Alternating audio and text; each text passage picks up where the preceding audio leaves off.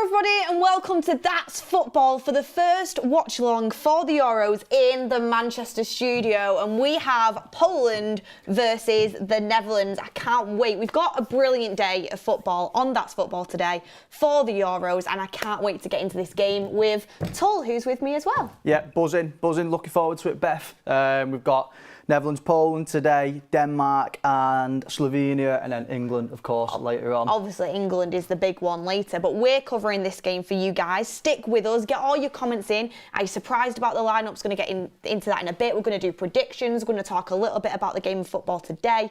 Also, predictions coming up to the England game later. We're going to get into it all, and hopefully we'll have an entertaining games on our hands. I mean, the Euros so far has been pretty entertaining, and also the studio is looking incredible as well. I have to give a shout out to Matt and Bronwyn for the graphics, because they've got the studio looking very, very good. I'm very excited to be here. We did the World Cup. You weren't here for that one. No, I wasn't here for that. It was a letdown in terms of England, wasn't it? In general, we got against France and we just couldn't do it. But the Euros, we've got another crack at it, and are you excited for that? Yeah, but in terms of the squad, I feel like looking at the squad we took to the World Cup, I feel like I was more confident in that squad than this squad. For me, the big thing is there's a big lack of experience in this squad.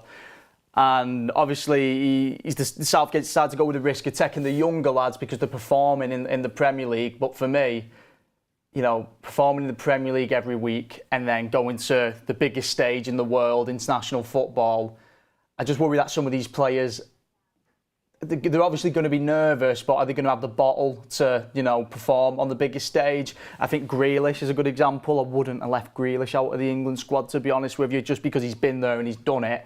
He's not going to, you know, I seriously doubt nerves are going to impact his performance. And I just sorry to keep going about Grealish, but like, just leaving out I know he plays for City, Beth, but he's a serial winner. Like, he just wins everything. I know he's playing for City, but how can you leave out someone who's winning that many trophies? I don't get it. But no, I agree with you. I disagreed on the leaving Grealish at home. A lot of people won't be on board with that, because I think a lot of people were frustrated that Rashford was out of the squad, but Grealish was in the squad, and then Grealish ended up getting dropped. It's an interesting one. We'll have to see how Anthony Gordon performs, and obviously you have got the likes of Palmer and you know, there's Foden usually plays out wide for England, so it's an interesting one. But I would have taken Grealish personally. But in terms of today's game, we'll get on to England in a bit. Poland versus the Netherlands. Who have you got your eyes on today? So my eyes today are, well, to be honest, if you look at the Netherlands team, there's so many players to pick from playing for Netherlands today. There's just quality all over the field. Keep your eye on Poland's front line, because obviously no Robert Lewandowski. Who's going to be the player to fill that gap? I thought Piatek was going to play, but he's actually on the bench, isn't he?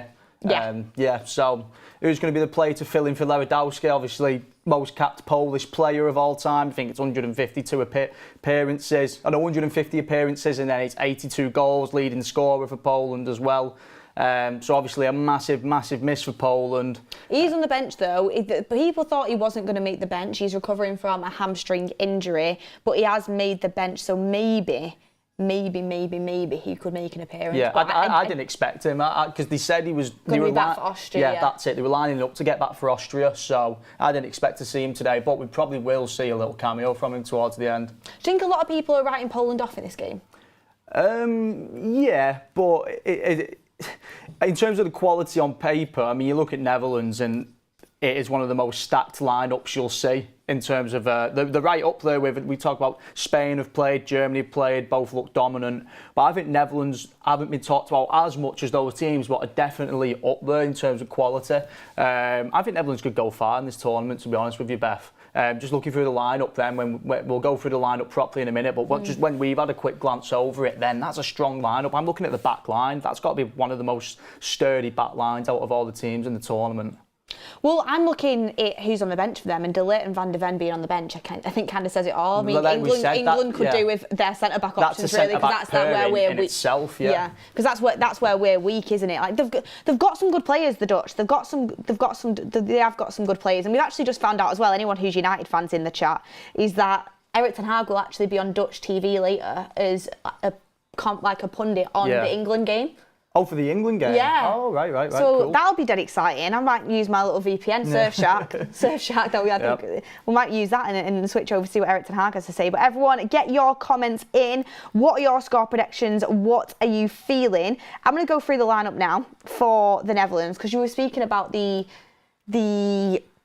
names that the Netherlands had that are quite exciting. And you look at that back line again. So you've got Dumfries at right back. You've got De Vrij is your right-sided centre-back. Van Dijk on the left side, obviously the captain. Nathan Ake at left-back. I mean, are you surprised that De Ligt or Van de Ven doesn't make it in there into that back line? I do remember not long ago it was De Ligt and Van Dijk. That's who Netherlands were opting for. So I was a little bit surprised to see De Vrij in there over De Ligt. But then again, to be completely honest with you, I'm not completely up to date with the Netherlands. I don't watch all the friendlies, so maybe that's a thing they've been trying out, going with De Vrij. Obviously, he's a more experienced centre-back. He's been playing for Inter Milan for years. Nathan Ake at left-back as well. Obviously, we've seen him for City hundreds of times. Very sturdy full-back. Converted full-back. He obviously was a centre-back when he was at Bournemouth, and he's adapted to playing left-back.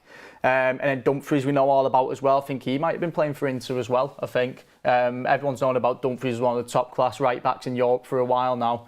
That back line, I think, obviously you talk about good teams being built from the back. And in terms of looking at that back line, there's not one obvious, like when you look at like England's back line, for example, you can pick apart and look at it and go, well, that could be a problem. This could be a problem. But with that Netherlands back line, that's sturdy as it gets. Yeah, and their keeper as well has had a good campaign for Brighton. Yeah. So that I think the back line is quite sturdy. He's obviously very good at playing out from the back as well in that Brighton sort of system.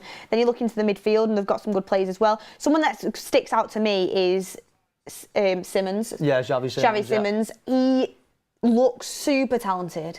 He's someone that's on everyone's lips at the moment. I mean, a lot of people talk about the Musials, and obviously he's further ahead of him, but he's definitely someone who is super talented to keep an eye on. Yeah. Then you've got Depay, obviously, who I think he's near enough Netherlands' top goal scorer now, or he's close to it, I think. I'm pretty sure. He's been starting for years, hasn't he? Yeah. Probably like near 10 years now, 8 years probably, so. Obviously, you've got Gakpo on the left there, but in terms of, they're not playing with like an out-and-out striker. Depay is obviously very versatile, but they do have Xerxes on the bench, who's just been called up. Yeah. Obviously, got that 34 million release clause. A lot of clubs interested in him. Milan, he's obviously interested in. Manchester United are interested in him. Apparently, Arsenal have been looking as well.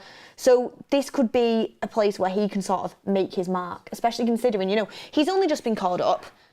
Obviously, Depay is huge for the Netherlands, but if you want to go for a slightly different approach, if he comes off the bench and he does really well, he could make his mark to the whole world, really. Well, that's what you get with international football. The one that sticks out to me is like James Rodriguez in the World Cup in 2014. There's always a player, isn't there, where Amrabat in the World Cup last year. There's always someone, isn't there, where they use the international football to make the mark on the world scene. They end up getting the big transfer off the back of an international tournament. We see that all the time. Xavi Simmons could be that player, actually, when you think about it. He kind of fits that profile of player where he's like a young, upcoming player, where he's like not quite made it to he's not quite at the top of international football, European football, sorry. But this could be the catalyst. This tournament could be the thing that really moves him on. Just a quick one. Frenkie de Jong, is he on the bench? Frenkie de Jong's injured. He's had to go home. Is he injured? Yeah, he's had to go. Didn't know that. That's news to me. That's a big loss. Apparently, he was trying to stay fit for it, but he just couldn't get there. So Frenkie de Jong will be a big loss. But do you know what? There is some midfielders in the Dutch side that I think could step in and have good tournaments. Gini Wijnaldum on the bench as well. They've got a really strong squad. There's Daley Blind as well. They've got a really strong squad. Blind. It feels like Blind has been going for years. Well, do you know what? He's another player where United let him go too soon, in my opinion. Yeah, but he's another player where it was the 2014 World Cup where he kind of came on the scene, and then United signed him off the back of that World Cup. Yeah, I mean, there's always going to be someone. I mean, I remember Gakpo in the World Cup last time. It was before he signed for Liverpool. I know United were quite interested in it at the time. Yeah, it looked like we were going to get him at a point. Yeah, we're United fans, and I thought he played really well in that tournament, and I really liked him, and I was open to it. And then he ended up signing for Liverpool, and I'm not going to lie, like Gakpo's all right, but I'm not going to sign him. Overly bothered. Yeah. I don't think he's. Like, sometimes international football can fool you as well. with certain players. No, definitely. Like you can get sold on them, and then it comes to club level, and you're like, where was the guy that I saw at that sometimes it's like they just play this occasion. It's like they were born just to play this occasion, and then that's it. That's all they ever do. But then there's other players that are like the opposite. For example, Foden for his club, he's insane. Like Foden for City, player of the season, absolutely insane. He's not really turned it on for England yet. Yeah. So you have players that can kind of go either way. I was hoping this tournament, to be honest with you, was going to be all about Phil Foden. I was really hoping they'd just say off the back of the season that Foden's had, they build the team around Foden, play Foden in the 10 and they work around that because he is that good. Like he genuinely is that good. And this is like the first season for City where we've seen him consistently all year long playing his position in the 10, not be pushed out on the wing, and he performs every single time. So I think it's extremely harsh if he doesn't get in over, we're hearing maybe Trent in the midfield, which I think Trent in the midfield against Serbia isn't a big deal. I think against France, Spain, Germany and Netherlands, that could be picked apart at. And like I said, I'm not overly fussed about him starting in midfield against Serbia, but I also think just start as you mean to go on. Just pick your 11. Pick the 11 in your first game as the same 11 you'd pick in your final. Do you know what I mean? Well, this is I do get you, and it will be interesting to see. It is being said that Trent is going to start in midfield. I mean, a lot of people were saying Kobbie Mainoo should be starting instead. I think Phil Foden, again, I don't think he's going to be trusted by Southgate to play that 10, which a lot of people wanted him to do. I think he will be playing off the wide positions again, which is. I'd like to see Foden in the... I was always saying, me personally, as much as I love Mainoo, and I'd be happy for him to play, I would like to play, Rice, Bellingham, and then either a Foden or a Palmer in that 10 role and be a bit more creative. Rice, Bellingham, Foden is the obvious, in terms of quality, you can put that midfield out and comfortably say that could be the best midfield of the tournament. Is it maybe a case of if you look at our left wing options, we've got Anthony Gordon there. Is it almost a case of trying to build out the quality of the entire team? You can put Foden out on the left, and then you can kind of get a midfielder of obviously not as good as Foden, but a still quality midfielder in there, and then kind of balance out the team a bit more. But I just think just play your best players in their position, and because your best players will just win you the games. I mean, if you've got Harry Kane on form and Phil Foden on form, they could go and win you the tournament by themselves. Obviously, Jude Bellingham, we've not even spoke about Bellingham. It could be a massive tournament for him. Just won the Champions League.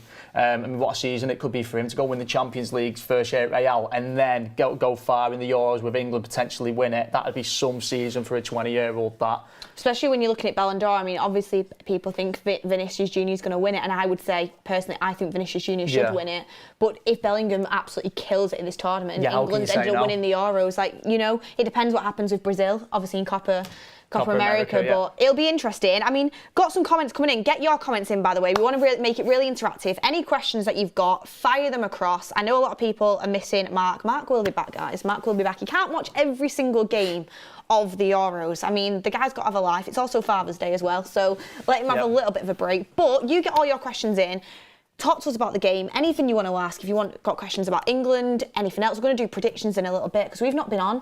I mean, I feel like I've not been on for quite a while because obviously on the United stand, I've not been here because it's been that. Yeah, because you've been at Wembley. Often doing my own little things, but then back onto That's Football. I'm really excited for this Euros competition. I wish we had the weather to go with it here in England. It's a bit better today. But it's good because a little bit better. You've got the vibes. I mean, it's one of them where COVID's fully Yeah, well, you don't even think about it half anymore. Of when you think about the World Cup and the Euros, half of it is the weather. I remember when you had to book the tables of 6 on the beer garden for the last Euros. Yeah. So, I'm excited. Where are you watching the England game tonight? No idea. I'm not decided yet. Yeah, I think I'm watching it with my dad for Father's Day, but I feel like I need to go to the pub for the first England game. But got some comments coming in the chat. MKF says, in my opinion, Netherlands squad better suits a 3-5-2 formation. I mean, yeah, that's something that you could talk about actually, because Frimpong, unbelievable season for Leverkusen. Exactly what I was going to say, yeah. As much as Mark tells me he can play right back in a back four in the Premier League, I'm not sold on it personally. I didn't know Mark was saying that. I disagree, Mark. Sorry. Yeah, he don't like it. He don't like it when you disagree with him on that one. Not for me. That. United stand viewers had would be able to say, if you say to Mark that Frimpong can't play in a back four in a Premier League, or you don't think he can, he doesn't take it too well. Maybe you can, but it's a big risk, isn't it? Yeah, I think he suits a back five so well as a wing back. Personally, I mean, my brother was saying we should sign him as a right winger if we can't get Elise. I've heard people say that too. It's 34 mil, you know, and going forward, he's actually really, really good. But in terms of like, he's had a cracking season for Leverkusen. Dumfries, he's obviously a really good right back, but he's getting on a little bit now. Yeah. I mean, he's always played really well for the Netherlands. I remember a few tournaments ago he had a crazy good Euros and everyone was saying, you know, United should have signed him. It just never ended up happening. Actually came out in the news the other day that when Ten Hag initially came in, he wanted to sell Dalot and bring Dumfries in. Oh, really? I'm glad that didn't happen. That's interesting, isn't it? But Frimpong, like, you know, that's a way you get him into that system. He's playing that back five, and it's interesting to think that they're still going with that back four. Yeah, well, I think Dumfries himself has also played right wing back in a back five, and then it also kind of touches on what we were talking about before with, you know, in an international, not just an international tournament, but a tournament of any ilk. Yeah, it's important to have players with experience, and Dumfries has played in the World Cup and he's played in the Euros already. So I think, you know, it goes a long way that having players who've been there before. Experience. Yeah, I mean, going into a tournament for your first time, I mean, it's the same time as going into anything for the first time. You're naturally going to have you're going to have the nerves. And if you're nervous, you're just not going to play how you want to play. Whereas if you've got a player there who, do you know what, maybe isn't in as good form, but they've been there before, they're going to know how to deal with the nerves, the emotions. That can be a better decision because the emotions and the nerves aren't going to cloud any judgments, not going to get in the way of the performance. Do you know what? I'm just looking. Sorry, I'm watching the TV here. I'm just looking at that bench for Netherlands, and they have a better squad than I thought. And do you know what? In terms of a back five system as well, you'd be able to fit in another centre back there, so a De Ligt or a Van der Ven. Yeah. It's just who would play, you know, left wing back, but. You know, I think Ake's brilliant on the ball. Obviously, Ake can play in a back three in terms of three centre-backs as well. So, I mean, I think that would suit him, to be honest with you. I think that would suit him, especially considering the not opting to play with like an out-and-out striker. You know, having that two up front as well could help in terms of the balance, you know, Gakpo and Depay. But, you know, Wout Weghorst, I know, United I spotted Weghorst then. I was going to mention him, yeah. Do you remember his infamous goal against Argentina? That's what I was literally going to say, Weghorst against Argentina. I mean, that's all I was talking about when United got him on loan. I was like, remember the Argentina goal? Honestly, I mean, we've got a poll going in the chat. Who wins the game today? Poland 16% and Netherlands on 84%. So a lot of people back in Netherlands, which I can understand. We'll go through our predictions in a second. Got loads to talk about, and the game kicks off in 10 minutes. But the HPN says, am I the only one that thought Louis van Gaal was still the Dutch manager? I did. I actually did. Did you? Yeah, it's Koeman, I isn't knew it? it was Koeman, yeah. No, I thought it was Van Gaal for some reason. It feels weird it not being Van Gaal. Yeah, I know. Like, you know, I remember like he was just so iconic, the 2014 run they had with Van Persie up top, Van Gaal. It was when we knew Van Gaal was going to United as well, and he had Blind. There's been so many lifetimes, hasn't there? Yeah, I feel like was young. Yeah, it's mad. So that was at the World Cup where not United. England went out in the group. Was it? Yeah. Wow. Yeah, it went out in the group. Which one was the one where we got beat by Croatia in the semis? 2018. One in Russia.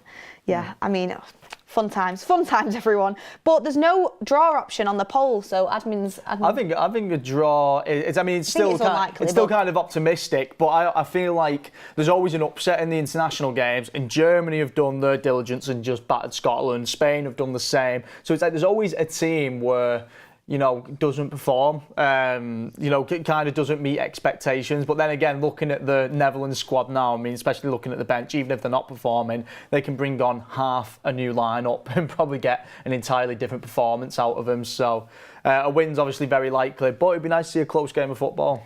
Interesting that Matt, who does the graphics, the brilliant graphics here, obviously he's from Scotland. He said when Frimpong was at Celtic, he played in the back four really well. Oh, really? But obviously that was many, many years ago now.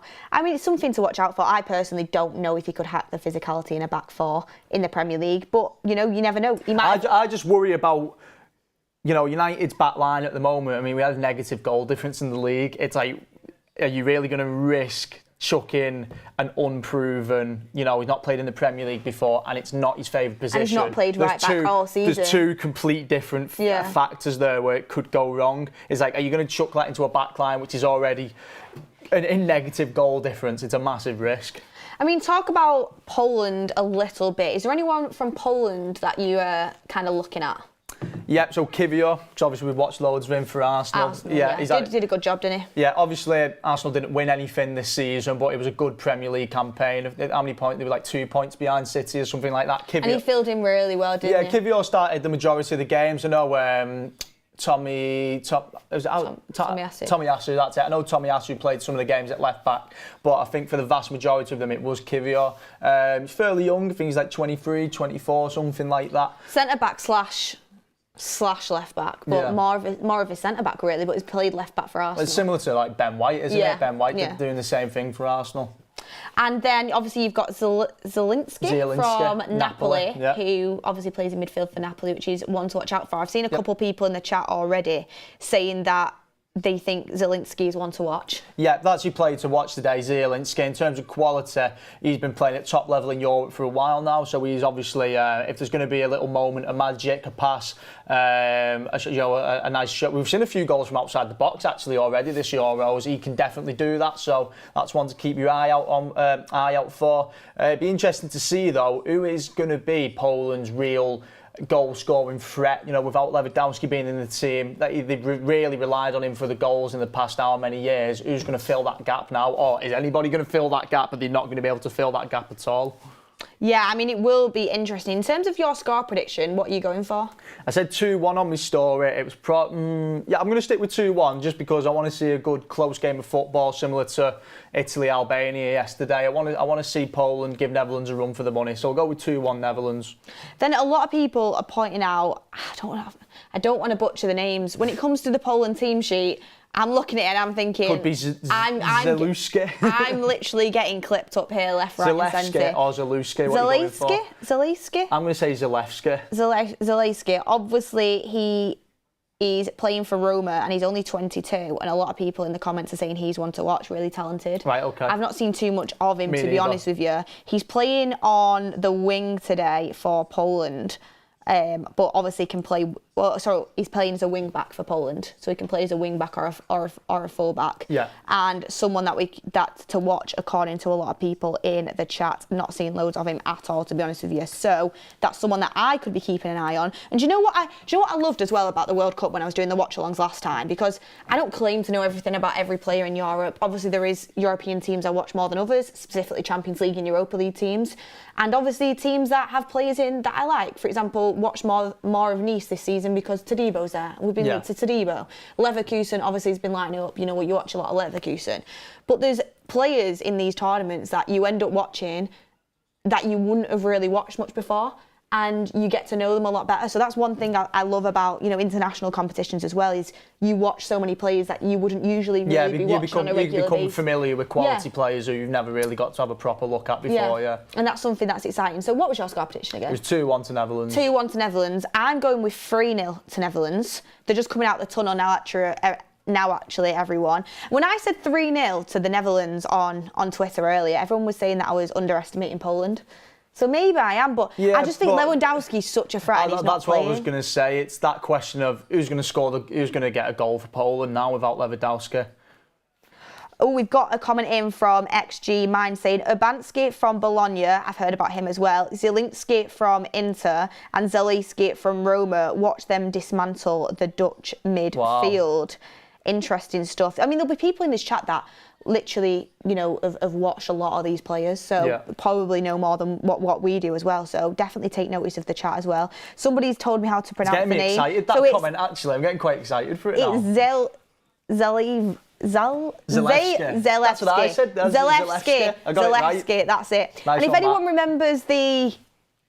remembers the watch-alongs from the World Cup as well, if you were with us with the Qatar watch-alongs, we had Beth Matix on them. If you remember Beth Matix, get it down in the chat. I really hope there's people that remember that, and maybe we'll get a little bit of that as well. You attempting to pronounce playing? No, that was maths. I don't know where the maths actually came from of it, but there's a couple of things where I had to work out some sort of maths, and it didn't go very well for me. But yeah, it was funny times. Should we touch on dead quick? We said we were going to do it. We've not done it before the game starts. Our Euros predictions. Yeah. So I've got them up here. So that's winners. Yep. Right, okay. So I did this originally, and then someone told me that Portugal and Germany aren't on the same side of the group, so they physically couldn't be in the final together. Right, okay. But I'm going to say it anyway, because these are the teams I think are going to do well. So I've got Portugal as my winners. Oh, right, okay. I've got Portugal as my winners for the Euros, but I do think Germany are a massive shout. Massive, massive shout. I did have them as my runners-up, but apparently they can't be together in the final. Got you. If not, I'd probably go with maybe France then as the runners-up, if that works on that side of the group. So I'd go with winners Portugal, runners-up France, but Germany are massive ones to watch. I've gone dark horses Denmark. Yeah. Later on they'll be on. Hoyland watch, we'll be looking at that. Top scorer, I've gone Mbappe. Okay. Player of the tournament, I've gone with Bruno Fernandes. Okay. Maybe that's absolute bias coming into play. No, I like that. Young player of the tournament, I've gone with Musiala. And underperformers, I've said I hope I'm wrong, but I have a feeling England. Yeah. That back line just gives me a bit. Scary, isn't it? Yeah, it scares me a bit. And everyone's expecting us to win, and I just don't know if we have it in us personally. Just the general I hope we do. I hope we well. win so badly, but I'm just not that confident. So I'm going for me winners. I think it's going to be Germany. I think being on home soil makes a massive, massive difference. Nagelsmann as coach is just a cheat code as well. He shouldn't be an international coach. He's a high-level club manager. Top coach, top squad. And then to top that off with playing on home soil as well. I think the playing on home soil just makes such a huge difference. You're not got to adjust to any climate change, like playing to a different country, a different climate. You're just in the general atmosphere that you're used to. So I think Germany are my winners, my runners up. If it's possible, if it can be on the same side, obviously I'm not 100% sure, I'll go England. Yeah, I think that's possible. I'll go with England for me runners up. What was it? Was it the dark horses next? Oh yeah, dark horses next. Dark horses, I actually agree with you. I think Denmark. You could have Netherlands in there though. Yeah, well, I think Denmark, because obviously I think there's probably less expectation on Denmark than Netherlands. But then again, Denmark did get to the semi-finals of the last Euros. So it's not like they're complete, not expected to go far. We know the Denmark team's good. And Rasmus Højlund, I'm just keeping my eye on him this tournament. It's kind of tell everyone what bet you've got. Yeah, I'll get into it. But Rasmus Højlund in this Euros is kind of giving me Cristiano Ronaldo Euro 2006 vibes. I feel like he's just going to absolutely rip this tournament up and then come back to United as a world-class player. But I could be in dreamland. I have actually got a bet on Rasmus Højlund top scorer. So there is me top scorer one for you. I've got Rasmus Højlund as my top scorer. I'm just fancying a Højlund hat-trick today, Beth. I can't lie. I'm just really fancying a Højlund hat-trick. Love it. I mean, I'd absolutely love it. Like I said, it's based off, if you remember when United signed Højlund, everyone was banging on about his goal record for Denmark. He had a really good record for Denmark. It was like, I don't know, it was like 5 goals in 3 games or something like that. And that's all everyone was talking about. So I thought, do you know what? I'll take Højlund at 40-1. Player of the tournament, I'm going to go with Musiala. Okay. Well, you've gone with him as young player, but... Could have Wirtz as young player, to be fair. I just think watching Musiala for Germany, I know it's against Scotland, it's not the greatest opposition, but he was incredible, seriously incredible. And we know how good he is anyway, we've seen him before. We've seen him at the last Euros, and we've seen him playing for Bayern as well. So, yeah, I want to go with him, but I feel like he's going to end up being the young player, isn't he? That's usually what they do. If they're young enough, they usually just shift it onto the young players. So they can have someone else. Yeah, so they can make room for somebody else. Let me think. For me, player of the tournament then, what other teams are there? You could have Bellingham. Yeah. Do you know what? Me player of the tournament, I'm going to go Phil Foden. Okay. So you think he'll step up for England this time? Yeah. I think he will get the chance to play in the 10. I think it will happen. I don't think it's unusual to play. I don't think Southgate will do it. I don't think it's unusual to play a slightly different team in your first game for what you're going to end up playing. So I'm going to go with Phil Foden as my player of the tournament. And then my young player of the tournament, I will go Musiala. But if I go with my original thing and say Musiala player of the tournament and they actually give it him, I'll go with Cole Palmer as my young player of the tournament. Do you think he's going to play? He's not going to play. I feel like Saka's going to play. I feel like he'll come on and score. I hope so. I feel like he'll come on and score. I would like to see Palmer play, but Saka's going to play majority. Yeah, I just feel like he's going to do something off the bench. But even if he does, Southgate won't drop Saka, so he won't have enough. No, but he'll still come on off the bench. Okay. I remember, do you remember if it was like the last World Cup where Rashford didn't start, and then they started him against, I can't remember who they started him against, but he came on and scored twice, and then everyone was like, he's got to play Rashford, and then he did. You could get something similar to that. Okay, I don't want to. You know, you might be right. I don't agree with you, but you might be right. You're right. Someone made a really good shout saying Yamal. Did you watch him for Spain yesterday? Yeah. Oh Young my lad God! on the right By the way, wing. we've kicked off everyone. But Yamal was insane. Lastly, who's your underperformance? I'm going to go for a really weird one based on nothing. I'm going to go France. Really? Okay, first. Yeah, just because of how brightly they've burned in the last 2-3 international tournaments. You know, I can't lie. Apart from your Germany one, I disagree with every single one of your predictions. I feel like eventually it's got to come to a halt. Germany won it in 2014. They won the World Cup in 2014, and they went out in the group in 2018. Like, it's not. That's true. You know, it's true. not. First. I feel like when you burn so bright, eventually there's a plummet, and I think France are due it.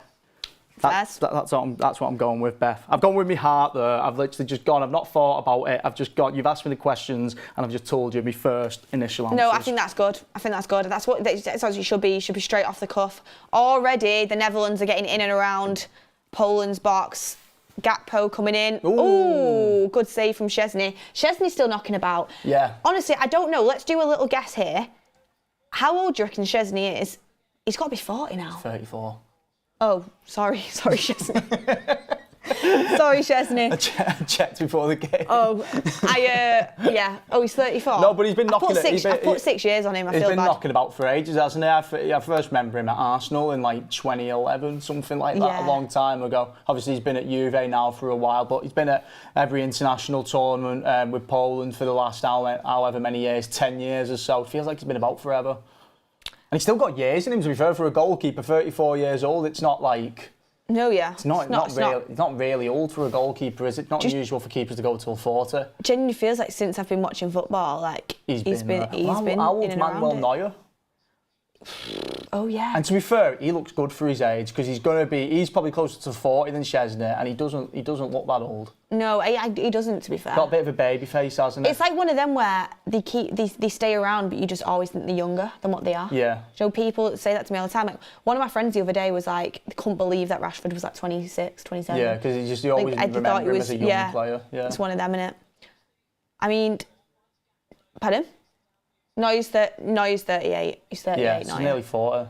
Oh, Netherlands in, Depay through. Oh, Depay, honestly, it's mad, innit? Because he was such a letdown at United, but he always plays so well for the Netherlands. Like, that through ball then again was just, like, obviously it's like, I'm not saying it's like absolutely world beating, but he's just always good on the ball for Netherlands. I always wanted to see Memphis come back to the Premier League. I always just whether it was at United or not, I always wanted to see whether he could do it in the Premier League. He's available on a free this. Is he really? Yeah. Oh, I didn't know that.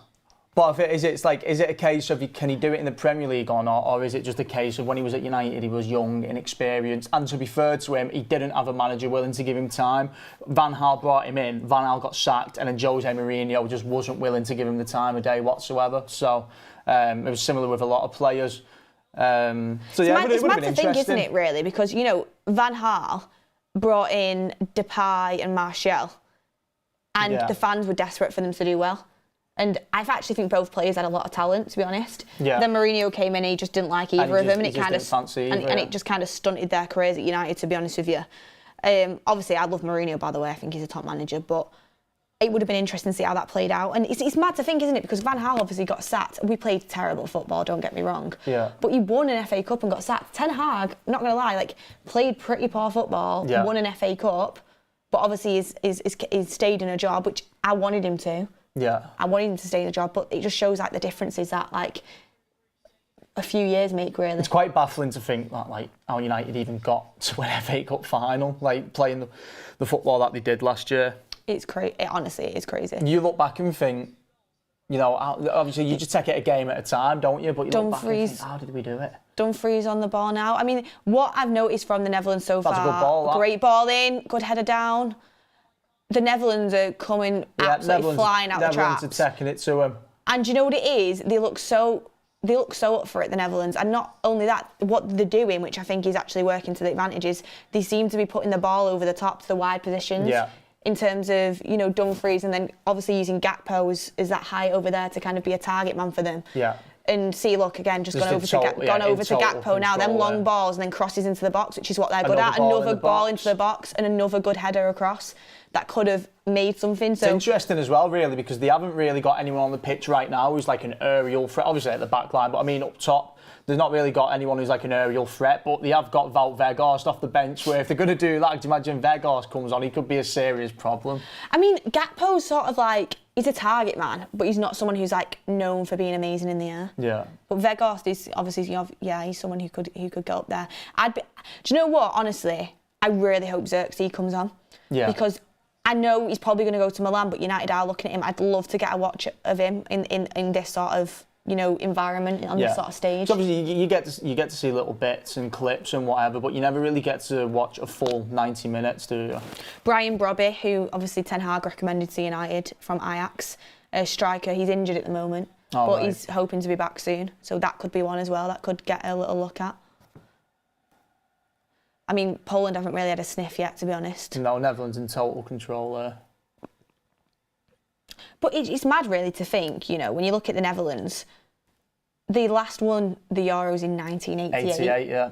Yeah, and they never won the World Cup. And like, they've been pretty trophyless, considering the amazing players they've had. Top side, yeah. Yeah, like, remember Van Persie, you know, the Apstam, like, there's been... Robben. Cruyff, I mean, Cruyff was a long time ago, but... There's so many of them, isn't there? Like, literally, there's so many of them, you can just keep going and going. Oh my God. I do remember when Robben absolutely ripped United apart in that Champions League. 2010. Yeah. I was young, but I somewhat remember it, I remember the volley from the corner. Juddy Sport says stay far away from Robbie. 2014 as well. We played him in 2014 when Moyes was there. Yeah, and he ripped us then too.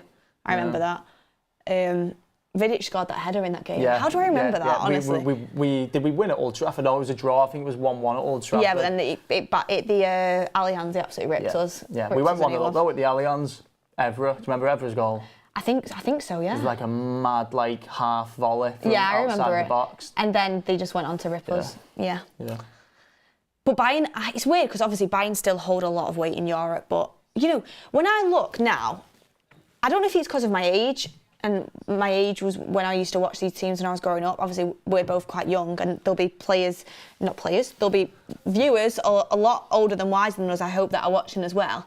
But I don't know if it's me now, but like, do you remember old Bayern Munich, old Barcelona, old, I mean, Madrid for me, Barcelona's the one where when I watch Barcelona now, it's so foreign to me. It's mental, isn't it? It's so weird watching Barcelona now. Barcelona had that 11, which was like, didn't change for like 7-8 years. I remember Iniesta was just like different. Like, it just didn't change. That 11 did not change at all for years and years and years. I mean, Poland are doing quite well to soak up the pressure. But yeah, like we were saying, like, the old teams, for me, it's like, they were so much better than the teams now, and I don't know if that's just me. Obviously, we have Man City now, who... I mean, obviously, like, you say Real, but, like, obviously there was, like... Real is still really good, but it's still not Ronaldo, Bale to me. It just looks strange, doesn't it? Yeah, because it's just different players. But it's like the building, they're probably... I mean, right now, the kids now will be looking at, we nearly got a goal there. Oh, that was close. Who was that, number 14? I can't pronounce his name. He's a lad in midfield. Reinders. He's Reinders, isn't it? Reinders. Is that how you say it? Don't know how to pronounce his name. That was probably should have done better. Should have. But again, a lot of people saying keep an eye on their midfield players and combining there to create that shot. So yeah, people saying it's looking like a long day for Poland. Yeah, I think it is. Juddy Sport says stay far away from Brobby. He's worse than Weghorst. Saul Goodman says, I miss the old Milan. Juddy Sport says, Harvey Elliott is in the building. Cheers, mate. You actually do have a little bit of resemblance. It's the hair, isn't it? Yeah, and the beard, I suppose. It's the hair, isn't it? Yeah. Good ball. That Poland in behind. On the attack. Van Dijk's done well to get back in. No, he has. He needed really to get the ball in a little bit early, the ball was on, wasn't it? But Van Dijk just got in there too quick. I think with Poland, if they can just soak up the pressure and get to half-time, that's what will be on the minds right now. Just try and ride it out. The Poland fans already look nervous. Yeah. I don't know though. We've not seen them go forward yet. Yeah, obviously the guy in the chat before mentioning Zielinski and Zalewski. Maybe they are going to bring something. I'm just going to look at the... Oh, they give the ball. Oh no, they managed to recover it. Never mind. I'm looking at the group of Netherlands. So in their group, it's Netherlands and Poland who are obviously playing now, and then you have Austria and France. So out of this group, who do you think go through? It's got to be Netherlands and France, obviously hasn't it? Netherlands and France, but if Poland can take anything today, even a draw, it's absolutely huge for them. It's massive. You can get through with a draw and a win because in the Euros, 4 of the third place teams go through. Yeah. So you can get through with a draw and a win. So a draw today will be massive for them because then they'll be looking at Austria thinking, we go beat Austria, Lewandowski will be back. They can then get through to the 16. So anything that Poland can get today would be massive. But also, Austria under Ralf Rangnick could have been super well. Is Rangnick managing them? Yeah. Oh, I didn't know that. Yeah, and they've done really well. Wow, really well since he came in. So for me, I think Poland's are probably like the most likely to go out before in 4th place. I fancy Austria for 3rd in this group. Right. I mean, Ralf Rangnick does still manage them, doesn't he? I'm pretty sure he does. Or does he not? Does he not anymore? Someone let me know in the chat. Yeah, they've been cooking under Ralph, Johnny Sports says. That's interesting. Yeah, I thought he was, but I know he got approached. He got approached by Bayern Munich for the job, didn't he? But yeah, I think he's still managing. Them. Austria football team manager. Yeah, Ralf Rangnick still. So that'll be interesting because a lot of people wrote Ralf Rangnick off when he came to Manchester United. That was a good little he's done run. well. Poland have kind of got into it a little bit more. I mean, 12 minutes in, and they've done well to kind of soak up that pressure from the Netherlands, and because Netherlands were out the flanks really quick. Past couple of minutes, they've kind of got the ball down. And Goldio says, thank you for the super chat, argued with Mark yesterday who wants Rice as a 6 with Foden and Jude ahead. Personally, I think this exposes our defence. Rice has a mistake in him. Half chance for Poland. Oh, imagine how good that would have been. That would have been great. Left the dummy for him. He's offside anyway. Yeah. But do you know what? That reminded me that then. You know when was that a dummy or did he just miss the ball? That was a bit of Bruno Fernandes, that wasn't it? A little Bruno Fernandes don't trick. Disrespect Bruno like that. I'm joking. Was it a dummy or not though? If it was a dummy, it was mint. I mean, they've not played it back properly, but I think he just missed the ball. And do you know what that reminded me of yesterday? Was if you've seen the Spain game, Rodri literally clipped. I thought that the player the player did kick the ground, and I thought, you know what, they barely even brushed him. And I thought that is embarrassing miss. I can't lie. Yeah. But because he did get a touch, for me that's a red card. And Rodri being out for Spain, is huge. Honestly, so I thought Michael Oliver actually dropped a clanger there in terms of Rodri should have had a red. You think? Yeah. And I know it was only a slight brush, it's a clear, but it was a clear and obvious. Oh, that was close as well. The book. Shot from Xavi Simons, early doors, quite far out, but it was only just curling wide, to be honest. Like you say, by the book, you're getting in the way of a clear and obvious goal scoring opportunity. Last man to. Yeah. By the book, red card, isn't it? Exactly. Interesting. So I thought if he was given a penalty, it had to be a red. But if he didn't give a penalty, how can you say it's a foul, but then not? But not a red, because it's a clear goal-scoring opportunity. He's literally about to score. Yeah. Goldio, that super chat though, I just want to touch on it a little bit more. So he said, I argued with Mike yesterday, he wants Rice as a 6, Foden and Jude ahead. That's what I would have liked personally. And he says he thinks that makes exposes our defence. Do you agree with that? Because to be fair, Rice does play more of an 8 for Arsenal, but I just think Bellingham, even though he's played so high up the pitch for Real Madrid, I think he can play as an 8. Well, he's already done it for England. Yeah. He did it at the World Cup, and I think he was our best player. I think he was our best player when he played in that position. He played next to who was the midfield in the World Cup? It was Rice, Bellingham. Who played with Rice and Bellingham in the World Cup 22? Henderson, was it? Was it Henderson? Was it really? Or Phillips? Phillips, it might have been. Yeah, Phillips, Rice and Bellingham. See, that is a bit of a sturdier midfield, isn't it, when you think about it? No, with how Phillips has played recently. Not yeah, but at the time, he looked pretty good, yeah. He's mad. I remember when Phillips got... He was really good for England, actually. He got player of the tournament for England.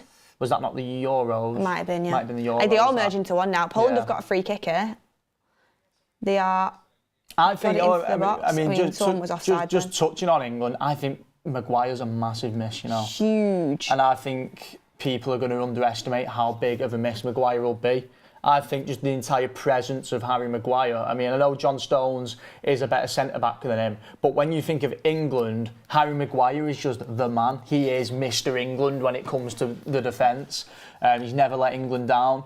I think we're going to miss him massively. And just that whole presence, he's massive. He's just... Oh, header! Goal for Poland, 1-0 up. Goal for Poland, that was a great cross. Buska.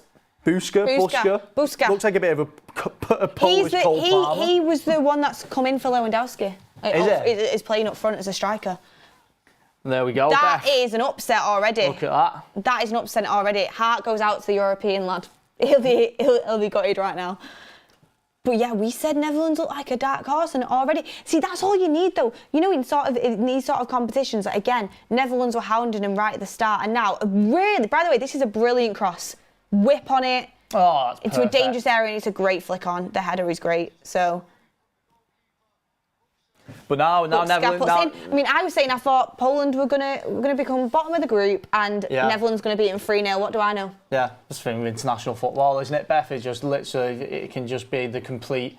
You know, there's always seems to be a big team that goes out. There's always one, isn't there? I'm happy. No, the thing is, I'm happy about this because we're only 16 minutes in, and this obviously pushes Netherlands higher up the pitch, and it's going to push them. It's going to be a feisty game so this now, isn't it? This gets the game up and running. Yeah. I have a feeling we're in for a good game. Lewandowski comes off the bench. He's got his arms in the air. He's going to be gutted, isn't he? If this fella who's scored, he's going to get dropped for Lewandowski just because it's Lewandowski. You just play two up front, surely. Oh, if I changed the system, that worked. I mean, it's interesting. Yeah, it is. It's really interesting. It is, isn't it? Got some chats already coming in. I am going to be getting to your super chats, everyone. Please hit a like on the video. Got our first goal in the studio. Yeah, got our first studio watch-along goal, and it's Poland. Who would have thought? It's Buska. 16 minutes in. I hope I'm saying that name right. Everyone, get your chats in below. Van der Vaart aura wasn't enough. Got some super chats in as well. Let me get them super chats up. It's really frustrating me that I can't get them on here. Oh, show chat. Why is it not coming up with the super chats? Okay. Hello, guys. I'm making myself a mod so I can see all your super chats, everyone. So keep getting them in. But wow, I'm excited. Yeah, this will be really good. Does the Netherlands fight back quickly? Or does it get? Do Poland now sit in? So even though it was kind of against the run of play, that little 3-4 minute period where Poland had the ball, they looked really good. And they looked really. I'm going to be good. honest. Obviously, it was a great cross in that whip, but defensively, I feel like the Netherlands should have maybe. It's that whole thing with zonal marking, isn't it? It's so weird. Because obviously, you can't relay everything on Van Dijk. You would have think with the height they have in the box with Ake, Van Dijk, obviously De Vrij. Yeah. De Vrij. Like, you would have thought they would have maybe got. It's just so weird. That was a really great striker's goal, though. Yeah. You know, poacher's goal. So. But when you mark zonal, it's really weird because it's like, who's responsible for that now? Do you know what I mean? It's that you'd rather just go man to man. But zonal's just the way it is nowadays. It's just what it is, isn't it? But I find it really strange. Coming through. Corner to the Dutch. Got some super chats. Arturo Vaniga says the European lad just broke his screen. Heart goes out to him. Goldio says we can all agree that Trent should be nowhere near the midfield. It depends on what I think there's a use for him, but for me that's just Southgate trying to shoehorn. I do think there's a use for Trent in the midfield. I think if you've got 70% possession in a game and the other team is sitting in a low block, I think there is a use for Trent. The Netherlands come close with a chance. I think it was Gakpo. Szczesny with a save. It was Van Dijk. Szczesny's made 2 good saves now. Can you see my chat in there, Greg?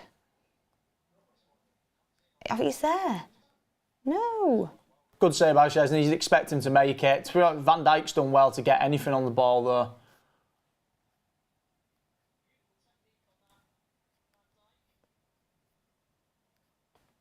I'm trying to get the super chats up for you guys because some people have put them in and I don't want to miss them.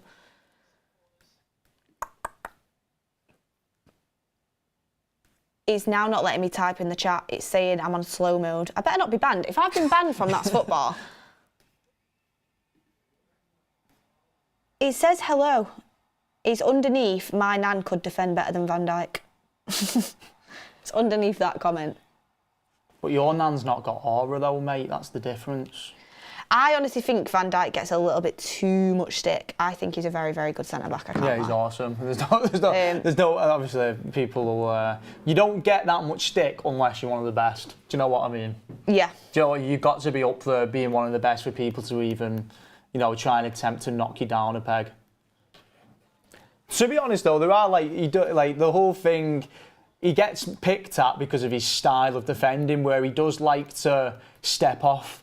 When attackers are coming at him, he likes to step off and kind of, you know, let them make the first move. But then sometimes it's kind of made him look stupid. The one that sticks out to me is, remember Bruno's goal from the halfway line early this season? Yeah. Where, Netherlands come closer, Memphis with a chance just over the bar. Again, I think he should do better.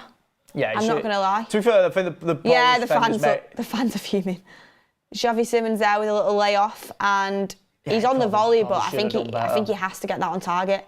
If that's on target, he's in. Yeah. Not to be Michael Owen on you, but it's true. I think with Memphis as well. I mean, he probably could have took another touch there and just sent the defenders as well. Knowing Memphis, that thing of nerves, isn't it, Beth? What they need to ride the nerves out, get over the initial nerves. I've seen a few chances from Netherlands now where they probably should have done better. Do you know what? Who's the fella who talked about Poland's midfield? Because they actually do look very good on the ball.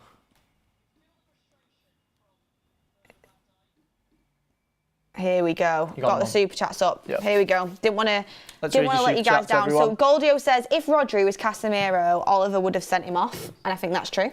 Yeah. Christopher Campbell says, did you see the person who has been shot by the police? Yeah, I've seen it earlier. Yeah. I've not seen that. Yeah. That's horrendous. Yeah. Jesus, that is horrendous. It was a bomb scare or something along the lines of that. Oh, well, I don't know what it is, but God, I don't like hearing stuff like that. You know, do you know what I mean? It's like it's the Euros, everyone's coming together in Germany. Obviously, there's people, different fans of different sides, but at the end of the day, it's a competition we all love, and football's amazing. Like, it should be a joyful experience. Sad that some things have to ruin it. Kenneth Tierney says, Memphis with a chance. No, he's gone to go cross goal. Memphis keeps getting in behind. He's gone a cross goal to Gakpo. He's just... It's only a matter of time, though, before the Netherlands get a goal now, isn't it? I think they'll get one before after. But like I said, even though Memphis just missed a big miss, in my opinion. Great ball from Xavi Simons. Xavi Simons is really pulling the strings there, and he's just in behind. Just in behind Gakpo in Memphis, he's really pulling the strings. To be fair to Memphis, I think he has made the right choice going across goal. Yeah. It's just unfortunate. Xavi Simons, though, pulling the ball back there and then going through to Memphis. Ooh. I still think Netherlands win this game. Tina XP says, you think Harry Maguire... I just think he's good for England. And do you know what it is? Do you know what it is, right? He is good for England, and people keep comparing Branthwaite to Maguire.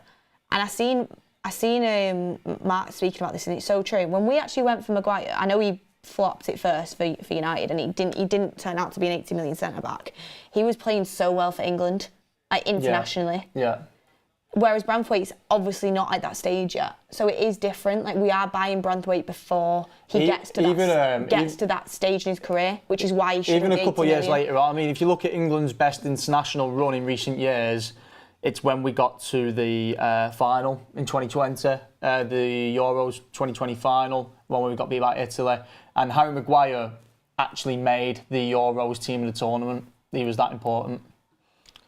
And we've got Goldio again saying De Ligt is no longer a delight to play with. Dad joke on Father's Day there. Oof. Oh, he's gone across goal again. To be honest, that time I think he should have gone for the shot that time. That was Reinders again as well. But I've got to be honest, Netherlands are playing really well, but defensively, Poland are staying strong, and they're putting in some good blocks, and positionally they're doing quite well. So, honestly, it's exciting. Everyone hit a like on the video, please, for our first studio watch-along. Exciting game already. Got over 5,500 in the room, which is brilliant. Oh, beautiful. Great to see you all guys in the chat. Getting any comments, any questions you've got for us, any predictions you want from us, let us know in the chat. Anything's Euro related. Yeah. We absolutely love it. Like, share and subscribe, that's what we want. Played Out says Delit is slow. I mean, I think it's a real shame where Delit's at now compared to what it could have been. What it could have been. Like, he's not a bad centre-back now. Yeah. But when he first left Ajax, everyone thought he was going to be literally the next. That Champions League campaign with Ajax when he was 18 years old, and he was just like, he was built like a man at 18 years old. It was just ridiculous. And he was captain in Ajax as well. It was just unheard of. And he's just not fulfilled the potential, in my opinion. Yeah, I mean, you could argue maybe Bayern was the wrong move for him. Maybe he should have gone to a club where, obviously he wasn't a starter at Bayern straight away, so maybe he should have gone to a club where, he would have been a guaranteed starter playing, 50 games a season in all competitions, maybe. But yeah, he could potentially be on the move this summer. So we'll see. No one's paying them wages, in my opinion, but yeah. I mean, PSG could be a potential for him. Isaac Shaw says, who have we beaten as England to credit people like Maguire, who played Germany in the Euros, who didn't qualify for the World Cup either side? I don't get the credit. For me, Maguire isn't challenged. I mean, the one thing I would say on that, where that super chat has a point, is England always drop as soon as they play anyone good. Yeah. Like, honestly, I think the Euros in particular, the Euros run wasn't the hardest run in the world, was it? We had a pretty nice run even the World Cup 2018, when we got that far, we had a pretty easy run. I mean, we played Sweden in the quarterfinals, and we played who did we play in it's Colombia in the 16. So in terms of the big teams like Spain, Depay again putting that cross in, it's a good ball in. Poland though are really good in the air, honestly. Like the Netherlands, obviously, like they just keep putting in cross after cross after cross, and Poland are dealing with it really well. Yeah, which again, Weghorst. Yeah, I suppose that guy with the super chat's right in terms of England haven't really been challenged, but you could say that there's no point just picking on one player, mate. You could literally say that for Harry Kane. Do you know what I mean? No, yeah. And I think Maguire has had some really good campaigns. What was that campaign for England where he just kept scoring headers? It was around 2018, wasn't it? Yeah. It was before he came to United, wasn't it? So it was, like you said, around 2018 times. And I think, honestly, the players have underperformed for England, but I think it's because, I'm going to be honest, I think Southgate isn't a very good manager. I really don't. And you'd expect, you have to say, he's underachieved with the England squad. We should have won the Euros against Italy. Yeah. I still look back on that and I think, how? And I'm not even talking about the penalties. I think he made the wrong decision in terms of, I don't think you pick 3 penalty takers that haven't touched the ball, or 2 who haven't touched the ball. Like, that's just basic football. But also, like, we should have won that game within extra time. I look at the game against France, and you brought Sterling on as a sub over Rashford, who for me, Rashford's a much more impactful player off the bench. Been scoring in the group stage, and he'd been scoring off the bench, and he was on form. Yeah, he was on form. So I just think Southgate's made some really poor choices, to be honest. And yeah, this tournament, what I'd like is for us to, when we actually come up against someone decent, to put in a decent performance and not cower away like we have in previous times. Yeah, you just hope, in terms of England, you just hope they go and win all the group stage games. But here's Gakpo with a chance, and it's deflected and gone in. But he'll get the goal because it was on target. Yeah, Cody Gakpo, everybody, 28th minute. 28th minute. It was coming. They'd had so many shots. It was definitely coming before half-time, wasn't it? Yeah. It's a shame it's a Liverpool player. Yeah, but like I said, Gakpo, when he played for the Netherlands last tournament, before he signed for Liverpool and United were interested in him, I was saying, like, Gakpo looked really good for the Netherlands. Like, in this team, he looks really good. Yeah. And for Liverpool, like, he's not a bad player. He's got attributes, for sure he has. Like, the way he moves with the ball at his feet, considering his height, I think is actually quite impressive. Obviously, that's just a deflected goal. And do you think Szczesny? I'm looking at Szczesny here. No, he's already gone, hasn't he? He's already gone, yeah. He couldn't do anything about it. It's one of them. It's a scruffy goal, but it's a goal. And yeah, Gakpo for the Dutch, I always think he looks really good, so fair play. Who assisted him? Oh, I didn't see. He kind of had the ball for so long beforehand that I didn't see. So if anybody sees who assisted, let us know. But yeah, Gakpo's playing well. Like I said, target man. moving well with the ball at his feet, and Yeah. again, has just scored there as well. So Ake is who assisted, apparently. So yeah, we're 1-1, even Stevens, and Poland have got to try and do something about it. But like you said, Poland would take a draw out of this game. Yeah, for sure they anything would. Poland can get in this game they'll be buzzing with, because they'll be looking at the Austria game and they will fancy themselves in the Austria game. I know you can maybe argue that Austria in form or whatever, but obviously compared to Netherlands and France, they're going to look at the Austria game to be the game where it's like, right, that's where we can get our 3 points. They're coming again. They love the Netherlands, which I think is obviously working really well for them. He's using them triangles down the wing to try and get them crosses into the box. Yeah. Memphis, do you know, it's like when I watched Depay, obviously I wouldn't take him back at United on a free, but he could be a really good signing for a team, you know. We were speaking He's about physical. Depay. Yeah, I remember us speaking about Depay in terms of going back to United not too long ago. It was like a couple of years ago, wasn't it? Where it was kind of getting thrown about, where it was like a potential thing that could happen. Maybe it was when Ten Hag joined. Maybe Ten Hag loves a Dutch player, doesn't yeah, he? maybe it was around player. that time. I remember it was kind of getting thrown about a little bit as a potential thing, but obviously nothing came of it. I think United could do a lot worse. I'll put it that way. Well, they're going to look to sign a striker, aren't they, this summer? So if you can have Coming an in now with another impressive, cross, it looks like from Poland. It's a good cross in. Oh, Van Dijk gets there. We're back in, another cross across goal. Oh, a save. They're doing well. Do you know, when he actually gets into the box, the Netherlands could look a bit disorganised. Yeah, well, yeah. Another cross in. And, you know, Poland won the header again. But they're on the attack now with Gakpo on the counter. He's got Memphis running ahead of him now on the left. Oh, he's Got done himself. really well. Oh, Good good tackle. recovery on that. Got a couple more super chats. Tina XP says, "You are so beautiful." Not you, Tull, calm down. Nice one, Tina. Oh, no. That's Thank so you, tight. Tina. That is really mean, isn't it? So tight. Don't worry, Tull. You're very beautiful. Thanks, Don't Tina. worry. Oh, thanks, Isaac guys. Shaw says, "Who have we beaten as England to credit?" Oh, we've done that one. Thank you, everyone, for your super chats. Keep them coming. Let us know your questions, whatever you... In terms of predictions for the... Yeah, it has been a great game so far. Really high tempo. Yeah, You know, for me, chances at either end. Yeah, so far this has been the most out of all the games so far. This one's got me hooked the most, to be honest with you. Yeah, I did really like the Spain-Croatia game, to be honest. Yeah, that one was good yesterday. Because, I mean, I just thought Yamal was so good. End product needs to be improved, of course, but for 16, it's mental to me that he's 16 years old. And I actually kind of took note of Spain yesterday and thought, you know what, they could be better than what I thought. Yeah, I agree with you. I did not expect as much from Spain. I'm not sure why, but I just didn't really expect. I know it's still early doors, and you judge them once they get to the knockouts, but I didn't expect too much from Spain. But then after watching them yesterday, they're right up there with potential winners, aren't they?